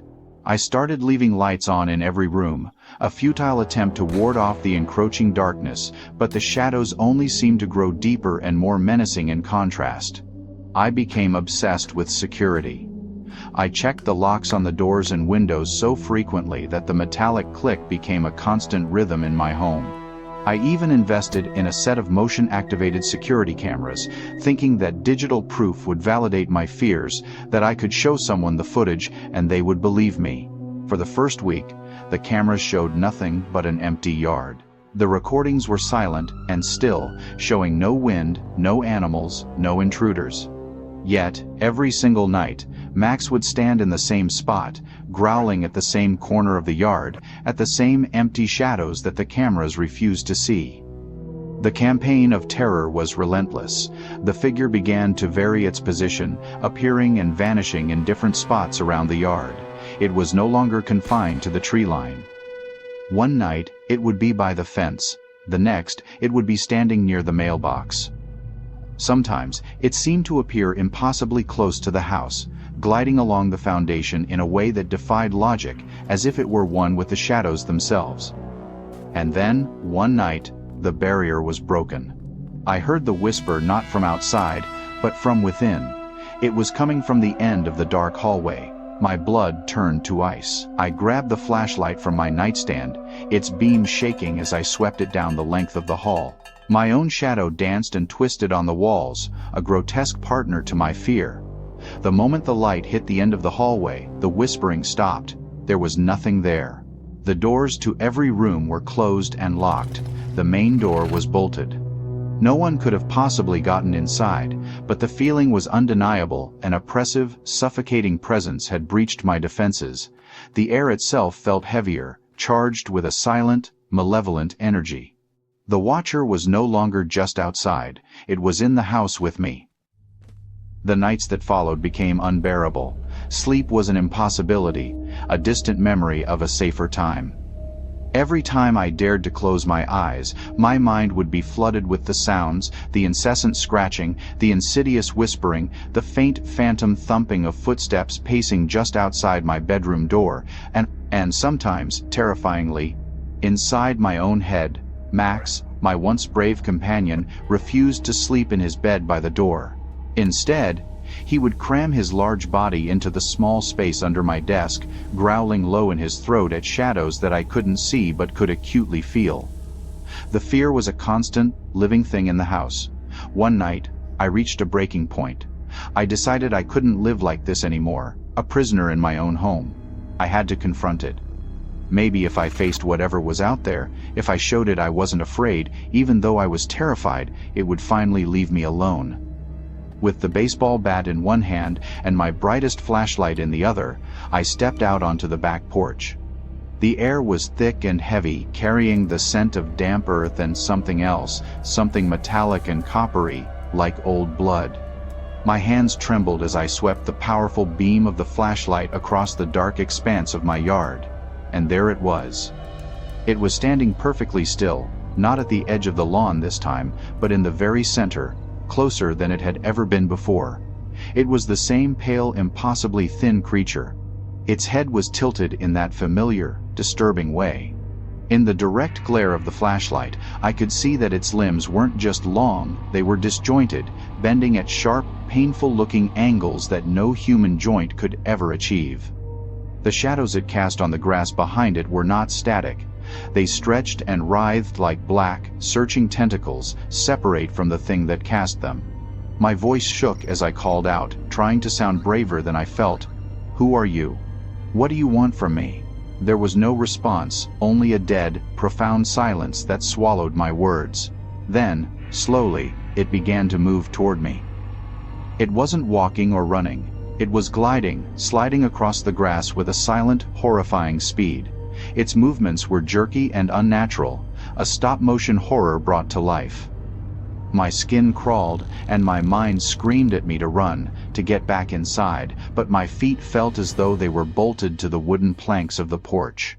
It was a confrontation I had initiated, and now I was trapped by it. The figure stopped abruptly, just beyond the flimsy railing of my porch. It was so close now that the flashlight beam fully illuminated its face, or, more accurately, its complete lack of one.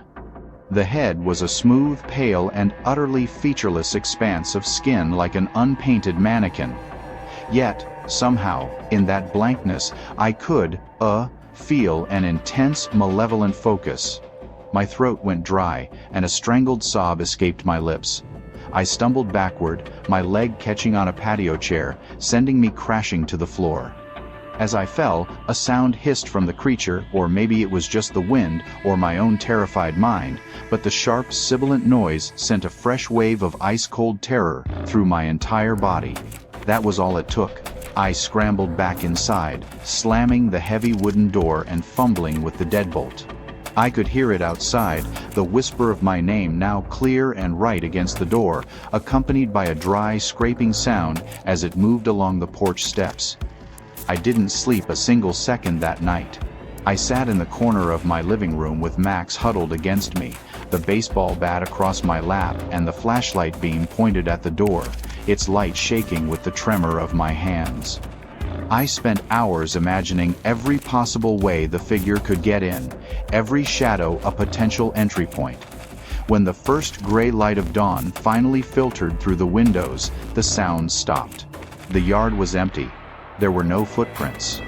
No scratches on the porch, nothing. I began to document everything, writing down every encounter, every sound, every shadow in a frantic journal. It felt like the only sane thing to do. The figure's visits grew more frequent and more aggressive. In the mornings I would find long, thin scratches on the outside of my windows, as if claws had been dragged down the glass. The whispers became louder, more insistent, no longer just a plea to come out, but a demanding, guttural command. The line between outside and inside continued to blur. The figure began to appear in my peripheral vision inside the house, a flash of pale white in the hallway, a tall shadow in the dining room gone the instant I turned to look. The final straw came a few nights later. I woke to a soft rhythmic tapping sound at my bedroom window. Max was growling uncontrollably beside me, a continuous, desperate warning. When I forced myself to look, the figure was there, its featureless face pressed against the glass, illuminated by the streetlight. Its limbs were twisted around the window frame in a way that made my stomach churn. I don't know why that was the moment, but something inside me snapped. I grabbed my keys and my dog and I ran. I left everything else behind and fled the house that night. I never went back. I moved far away, but sometimes, when the shadows in my new apartment twist just right, I swear I can still feel it, watching, waiting. And I know, without a doubt, that if I ever returned, it would be there for me, waiting in the dark.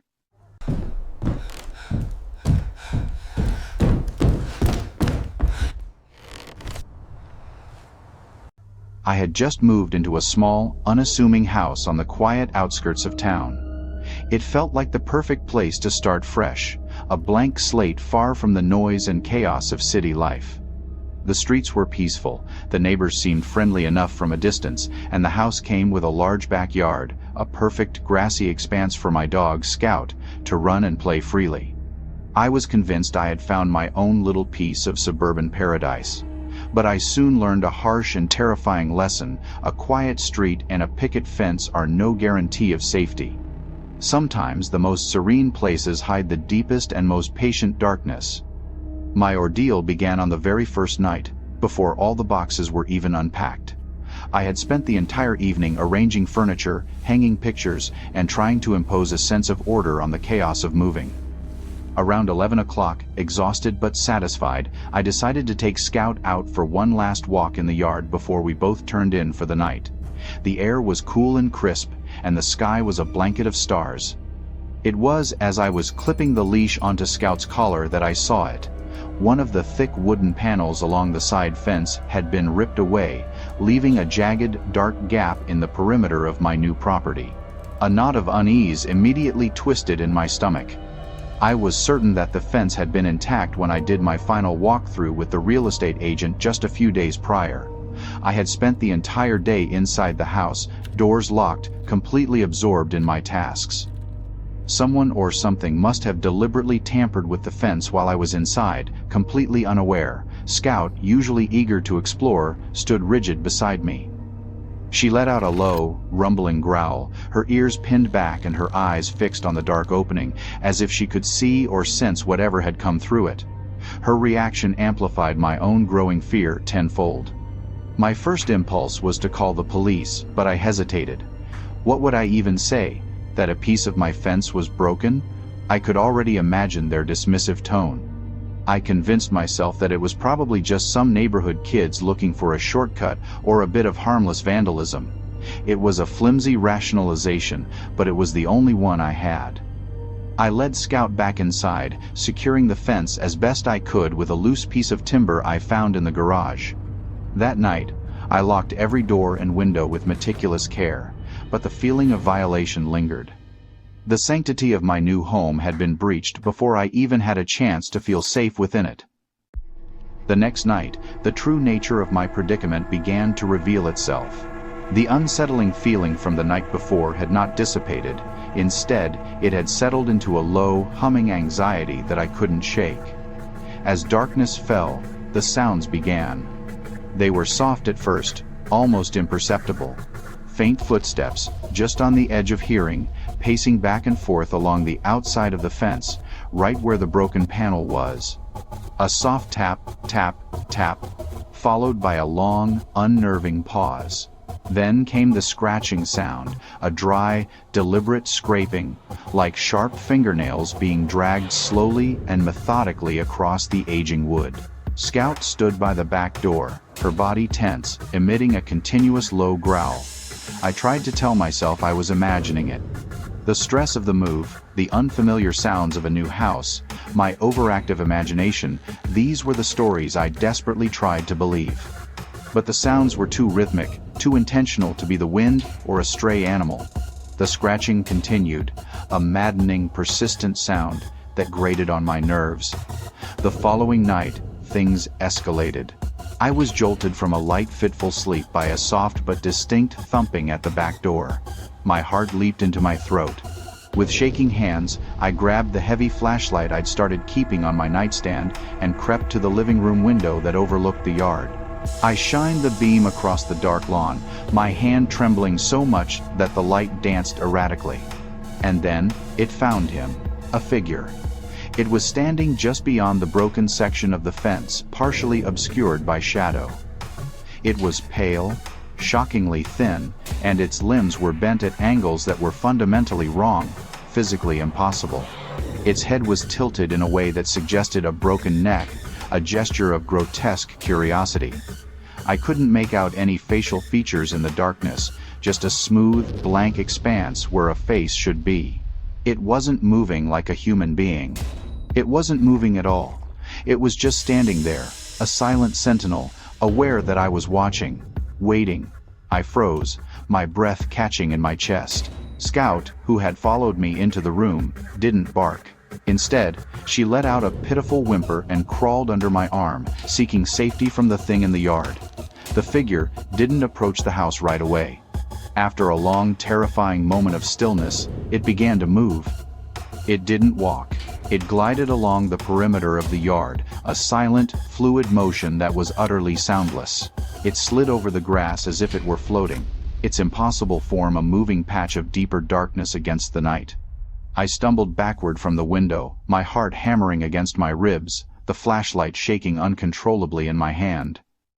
Over the next week, my new home transformed from a place of hope into, well, a prison of fear. The figure's nightly visits became a horrifying ritual. It always appeared in the yard, always near the broken fence, and it was always silent except for the occasional, chilling whisper that seemed to be carried on the wind, a single, burst end of, browind, insidious phrase repeated over and over, come out. My sleep schedule was completely destroyed. I stopped leaving the house after sunset.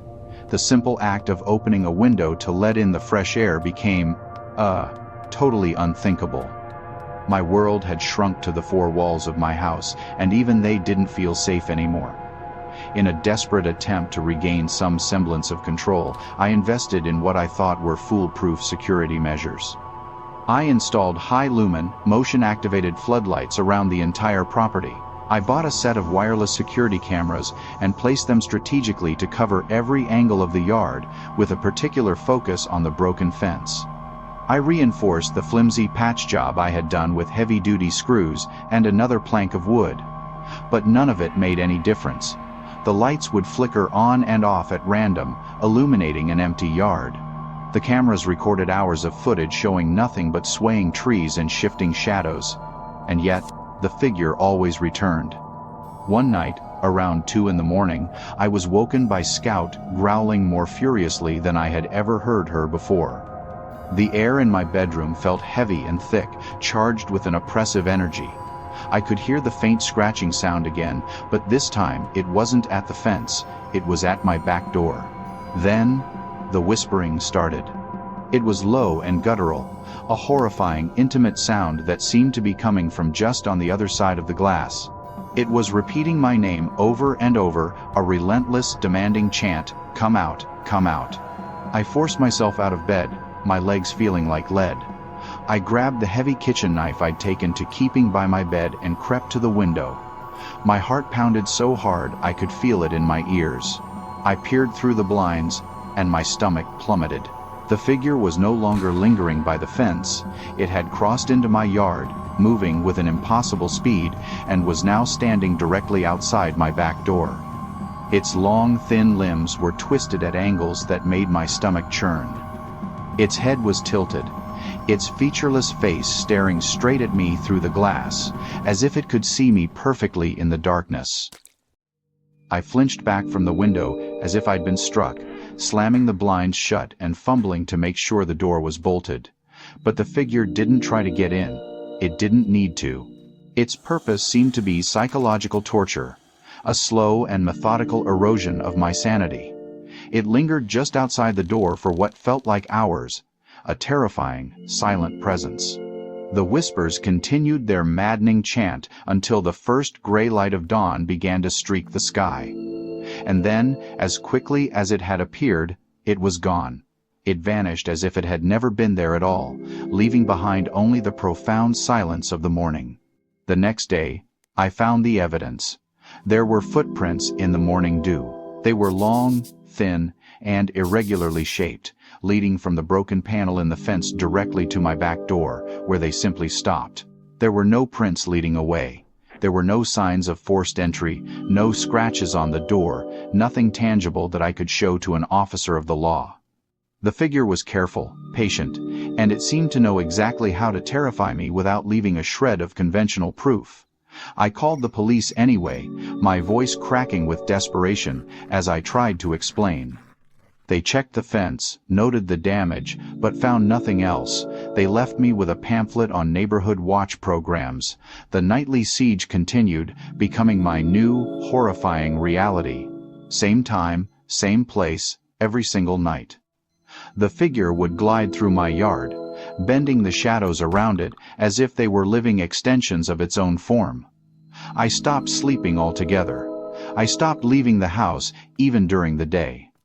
I stopped opening my eyes after dark, afraid of what I might see in the reflections on the darkened windows.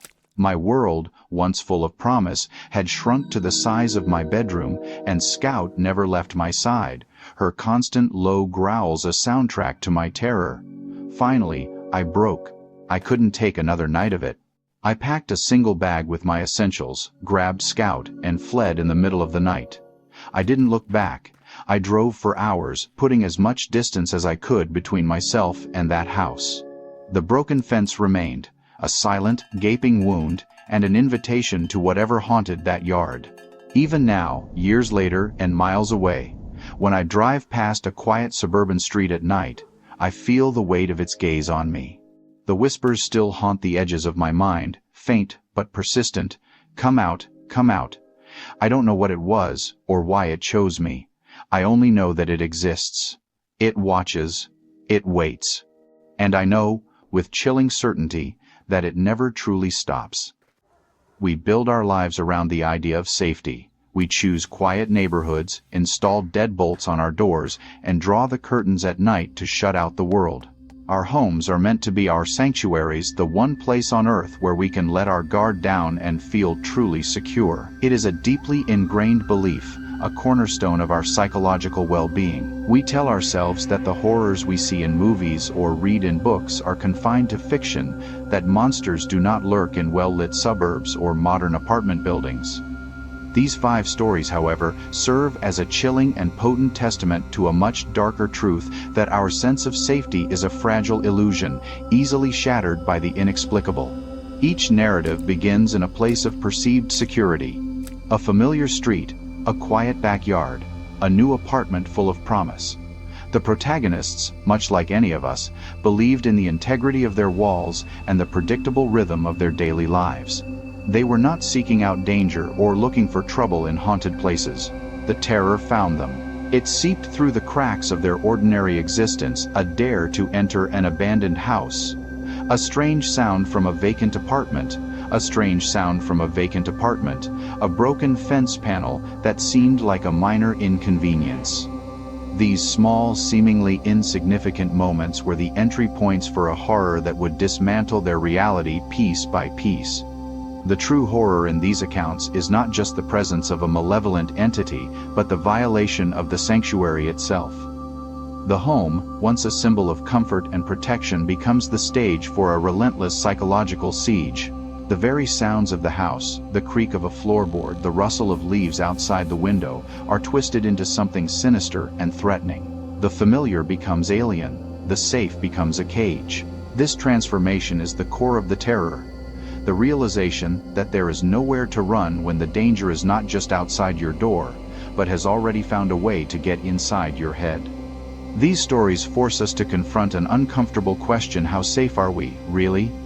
They suggest that the barriers we erect against the unknown are far more porous than we imagine. A locked door is no defense against a presence that can glide through walls or manifest in the shadows of your own hallway. A security camera is useless against a watcher that leaves no physical trace. The experiences of these individuals reveal that our most trusted defenses are often psychological, and once those defenses are breached, the feeling of safety may never fully return, leaving only a lingering, perpetual state of watchfulness. Across these 5 harrowing tales, a disturbing pattern emerges. A single terrifying figure appears again and again, a recurring nightmare that seems to transcend location and circumstance. It is described with an unsettling consistency, tall, unnaturally thin, with limbs that bend at impossible angles. Its face is a smooth, pale, and featureless void, yet it conveys a chilling sense of awareness and intelligence. It does not move like a human. It glides, it lurches, it appears and disappears with a speed that defies physics. It is a silent predator, its presence announced only by whispers on the wind and a palpable sense of being watched. This entity does not operate with the brute force of a common monster. It does not smash down doors or roar in the night. Its methods are far more insidious, a form of psychological warfare designed to isolate and terrify its victims. It begins its assault from a distance, a watcher at the edge of a yard or a sound from an empty room. It slowly, methodically closes the distance, escalating its presence from a fleeting shadow to a figure pressed against the bedroom window. It learns its victims' routines, their fears, and it uses that knowledge to systematically dismantle their sanity. It is patient, relentless, and seemingly unstoppable. The motives of this creature remain a terrifying mystery. It doesn't seem to want to kill, at least not immediately. Its goal appears to be the terror itself. It whispers pleas and commands come out, as if it wants its victims to willingly step into the darkness with it, to surrender to the fear it inspires. It is a stalker in the purest sense, deriving some unknown satisfaction from the slow erosion of its target's will. This being is not a ghost tied to a single location. It is a predatory force that can attach itself to a person, following them from one home to the next, a parasitic horror that cannot be escaped by simply moving away. This shared antagonist connects these disparate stories into a larger, more horrifying narrative. It suggests that this thing is out there, active, and potentially anywhere. It could be the neighbor in the dark, the intruder in the backyard, or the presence that waits behind a broken fence. It exists in the periphery of our world, a predator hiding in plain sight, camouflaged by shadow and our own unwillingness to see what is right in front of us. It is a chilling reminder that the things we should be most afraid of are not always the ones that make the most noise. For the protagonists of these stories, the ordeal does not end when they flee. The physical danger may be left behind, but the psychological scars remain, deep and permanent. Moving to a new house or a new city provides only a temporary, fragile respite. The terror has been internalized, a phantom limb of fear that aches long after the source is gone. Every shadow seems to hold a familiar shape. Every whisper of the wind sounds like a name being called. Every creak of a floorboard is a potential footstep. They are left in a state of hypervigilance, forever checking locks, peering through blinds, and unable to find true peace even in the brightest daylight. The most terrifying aspect of these encounters is the unanswered question, is it truly over? The figure's ability to follow its victims, to reappear in new locations, suggests that escape may be impossible. It is a haunting without end, a malevolent attachment that defies distance and logic. The final lines of each story resonate with this chilling uncertainty. The feeling of being watched persists. The whispers echo in the memory. The knowledge that the creature is still out there, somewhere, patient and waiting, is a burden that must be carried for the rest of their lives. The horror is not just what happened, but the terrifying possibility that it could happen again at any moment. These urban legends serve as more than just frightening tales to be shared around a campfire or on the internet. They are modern fables that prey on our most fundamental anxieties about safety, isolation, and the unknown. They remind us that the world is not always the rational, orderly place we want it to be. There are things that exist in the spaces between what we can see and what we can explain, presences that operate by a set of rules we will never comprehend. The darkness, they warn, is not confined to abandoned houses or forgotten woods. It can be found in the most ordinary of places. So, the next time you are home alone at night and you hear an unfamiliar sound, pause and listen. When you see a flicker of movement in your peripheral vision, consider what it might be. The stories we tell ourselves to feel safe are powerful, but the stories you have just heard suggest a reality that is far more unsettling. The darkness is patient. It is always watching, and it is always waiting for an invitation, whether it's a broken fence, an unlocked door, or simply the belief that you are, and always will be, completely and utterly safe. I'm writing this from a hotel room far from that cursed Airbnb in Maine. My hands shake and I keep checking the windows, half expecting to see those eyes again.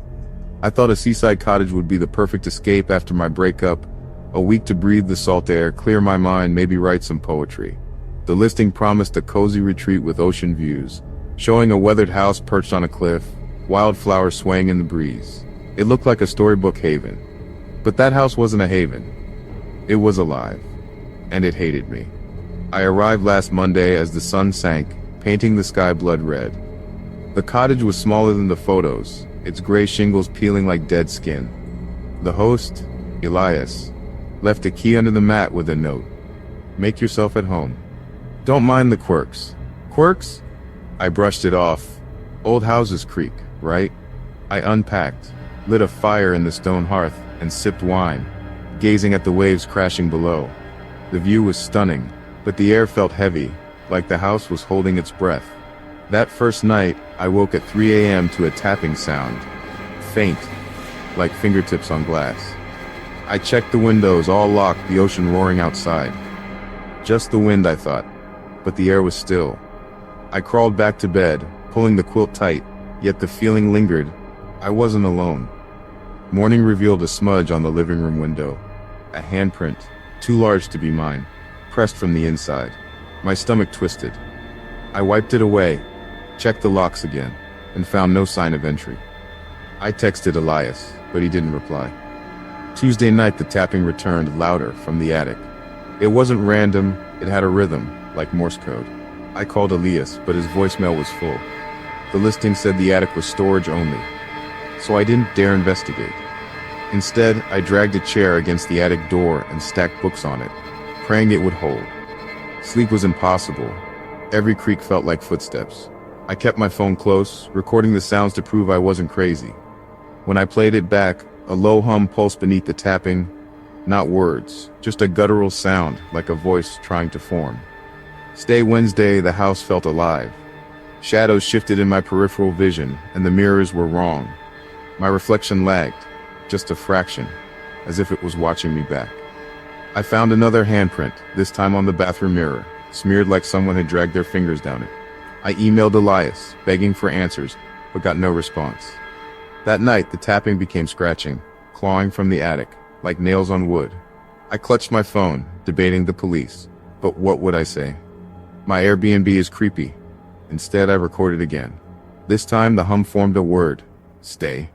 My blood ran cold. Thursday, I found the photo.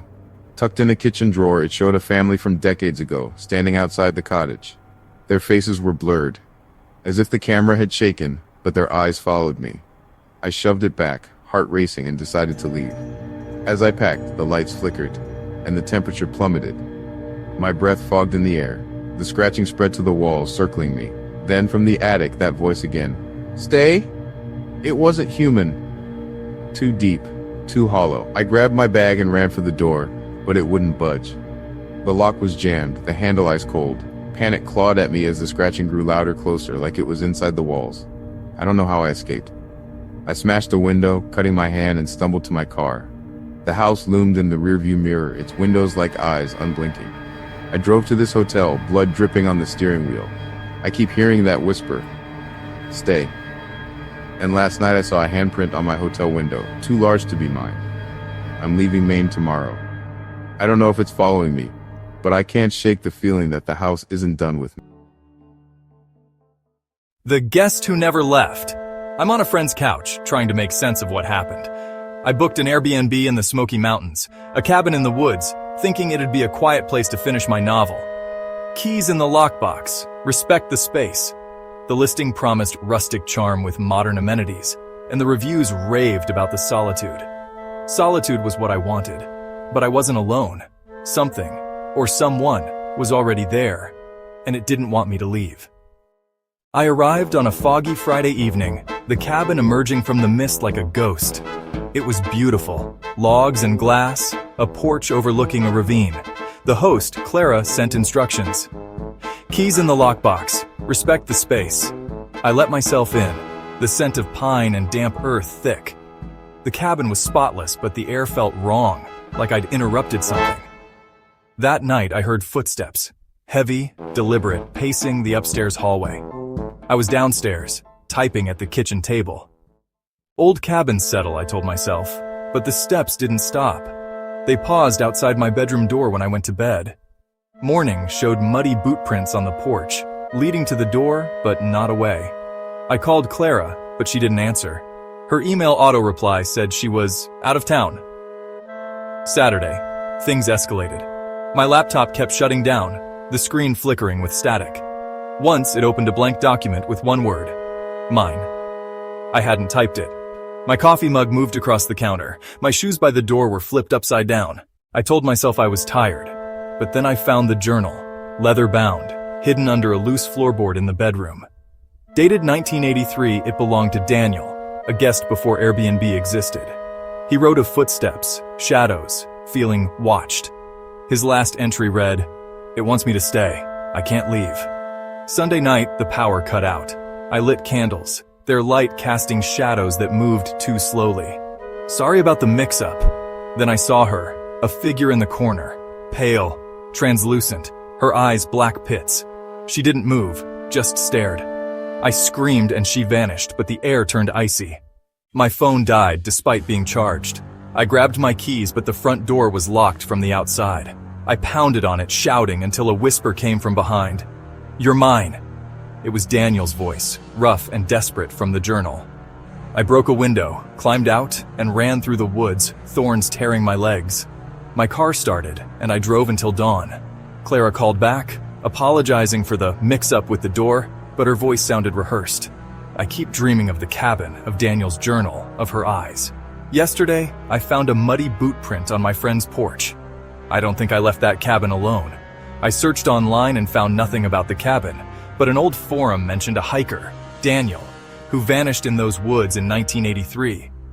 Locals say the cabin claims its guests, trapping them forever. I don't know what I encountered, but it's not gone. I feel it watching, waiting, whispering, mine.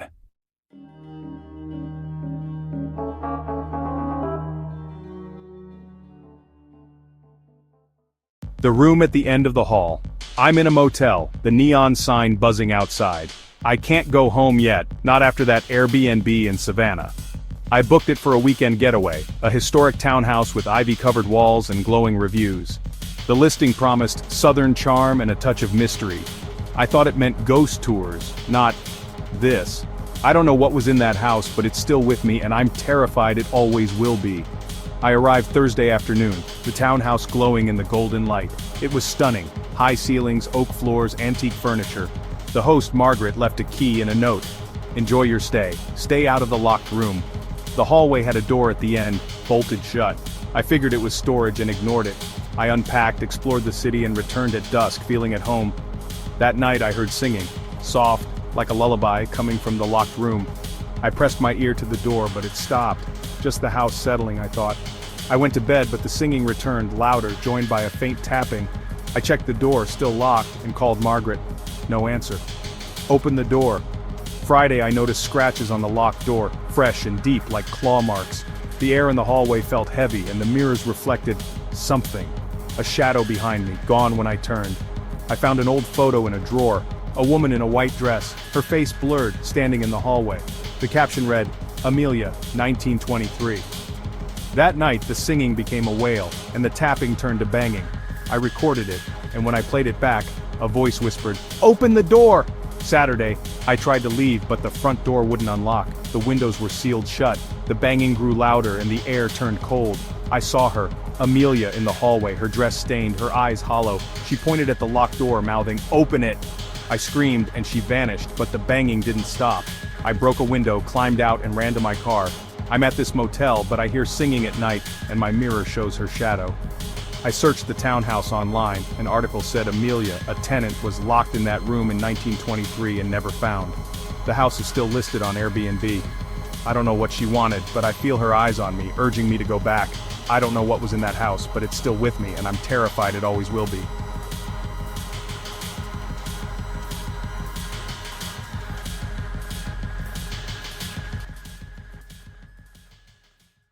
It was supposed to be a perfect weekend getaway.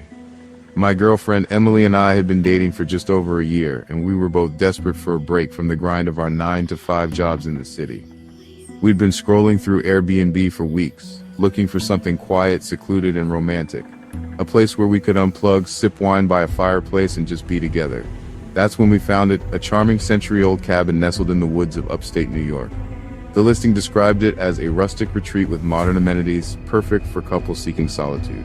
The photos showed a cozy interior with exposed wooden beams, a stone fireplace, and a wraparound porch overlooking a dense forest. The price was surprisingly affordable, and the host, a man named Richard, had a 4.9 star rating with glowing reviews. A hidden gem, one review read. "So peaceful you'll never want to leave." Another gushed. We booked it immediately. The drive up was long, about 4 hours from the city, and the GPS struggled as we ventured deeper into the countryside.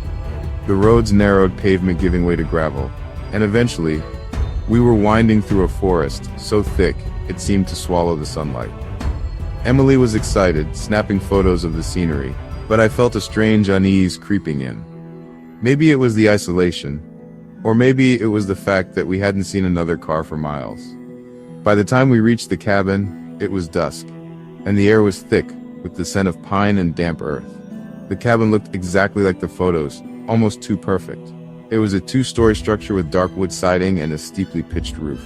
The porch creaked under our feet as we carried our bags to the front door. Richard had left a key under the mat as promised, along with a handwritten note. "Welcome to the cabin. Make yourselves at home. Wi-Fi password is on the fridge. Respect the house, and it'll respect you." I chuckled at the last line, thinking it was just quirky host humor. Emily rolled her eyes and pushed the door open. Inside, the cabin was warm and inviting. The living room had a plush couch, a coffee table stacked with old books, and a fireplace already stocked with logs. The kitchen was small but modern, with a shiny new fridge and a coffee maker. Upstairs there was a single bedroom with a king-size bed and a window overlooking the forest. Everything was clean, almost obsessively so, like no one had ever stayed here before us. Emily was thrilled, already planning to spend the evening curled up by the fire with a glass of wine. I tried to shake off the weird feeling I'd had since we arrived, chalking it up to city dweller nerves in the middle of nowhere. That first night was perfect. We cooked dinner, laughed, and fell asleep to the sound of crickets. But around 2 a.m., I woke up to a strange noise. It wasn't loud, just off. A faint scratching, like nails dragging across wood, coming from downstairs. I lay there, listening, my heart picking up speed. Emily was still asleep, her breathing soft and steady. I told myself it was probably just the house settling or an animal outside. Old cabins make noises, right? I rolled over and eventually drifted back to sleep. The next morning, Emily was up early making coffee. I told her about the noise, but she brushed it off. "It's an old house in the woods, Jake. It's probably just mice or something." I nodded, but I couldn't shake the feeling that the sound wasn't outside. It felt closer, like it was coming from inside the walls. We spent the day exploring the area. There was a hiking trail nearby, and we followed it to a small lake about a mile from the cabin. The water was still, reflecting the gray sky above, and the silence was almost oppressive. Emily loved it, but I kept glancing over my shoulder, feeling like we were being watched. On the way back, I noticed something odd, a small weathered sign nailed to a tree near the cabin. It read, "Stay on the path." No context, no explanation. I pointed it out to Emily, who just shrugged. "Probably for hikers," she said. "You're being paranoid." That night, we decided to stay in and watch a movie on my laptop. The Wi-Fi was spotty, so we ended up playing cards instead. Around 10 p.m., the scratching started again. This time, Emily heard it too. We froze, staring at each other across the table. The sound was louder now, more deliberate, coming from the direction of the kitchen. I grabbed a flashlight and crept toward the sound, my heart pounding. The kitchen was empty, the fridge humming quietly. I checked the windows and doors, all locked. Emily suggested it might be a raccoon in the walls, but I wasn't so sure. The scratching stopped as suddenly as it started, leaving us in silence. We went to bed uneasy. I double-checked the bedroom door, making sure it was locked, and kept a heavy bookend from the nightstand within reach. I don't know why I felt the need to arm myself, but something about the cabin was starting to feel wrong, like it was watching us. At 3 a.m., I woke up again. This time it wasn't scratching, it was a voice. Low, muffled, almost like a whisper, but I couldn't make out the words. It was coming from downstairs. I shook Emily awake, and she heard it too. Her eyes were wide, her face pale in the moonlight. "What the hell is that?" she whispered. I didn't have an answer. I grabbed the bookend and crept to the door, easing it open. The whispering stopped, replaced by a heavy silence that felt like it was pressing down on us. I stepped onto the landing, shining the flashlight down the stairs. Nothing. Just darkness. "Jake, let's just go back to bed," Emily said, her voice trembling. But I couldn't. I had to know what was going on. I descended the stairs, each step creaking under my weight. The living room was empty, the kitchen unchanged. But when I shined the flashlight toward the fireplace, I froze. The logs we burned earlier were neatly stacked again, as if we'd never lit the fire. I called Emily down, and she gasped when she saw it. "That's not possible," she said. "We burned those logs. I watched them turn to ash." We decided to leave first thing in the morning. Neither of us wanted to stay another night. But as we packed our bags, I noticed something else. The books on the coffee table were different. Yesterday, they'd been old novels and nature guides. Now, they were journals, their covers worn and faded. I opened one, and my blood ran cold. The pages were filled with handwriting, different handwriting, like multiple people had written in it. The entries were dated, some going back decades, and they all described the same thing. Strange noises, whispers, the feeling of being watched. One entry, dated just a week ago, read, "The house doesn't want us to leave. It's in the walls." Emily was crying now, begging me to get us out of there. I grabbed our bags and headed for the door, but when I tried to open it, the handle wouldn't budge. The lock was undone, but the door felt like it was sealed shut. I threw my shoulder against it, but it didn't move. Emily screamed, pointing to the window. Outside in the darkness, I saw a figure, tall, thin, motionless, just standing at the edge of the porch. Its face was obscured, but I could feel its eyes on us. I grabbed a chair and smashed the window, glass shattering everywhere. "Come on," I yelled, pulling Emily toward the opening. We climbed out, cutting our hands on the jagged edges, and ran for the car. The figure was gone, but I could hear footsteps crunching in the gravel behind us. I didn't look back. We jumped in the car and I floored it, the tires spinning as we tore down the gravel road. We didn't stop until we reached a gas station an hour away. My hands were shaking as I called Airbnb to report the listing. The representative sounded confused, saying there was no record of a cabin at that address. I checked my booking confirmation and the listing was gone, like it had never existed. When I tried to contact Richard, the host, the number was disconnected. We drove back to the city in silence, too shaken to talk. When we got home, I checked my phone for the photos Emily had taken of the cabin. They were gone, every single one. But there was one new photo in my gallery, one I didn't take. It was a blurry shot of the cabin's interior, taken from the living room. In the corner, barely visible, was a figure, tall, thin, with no discernible face, standing by the fireplace. We never spoke about that weekend again. But sometimes, late at night, I hear scratching in the walls of our apartment. And I can't shake the feeling that the house, or whatever was in it, followed us home.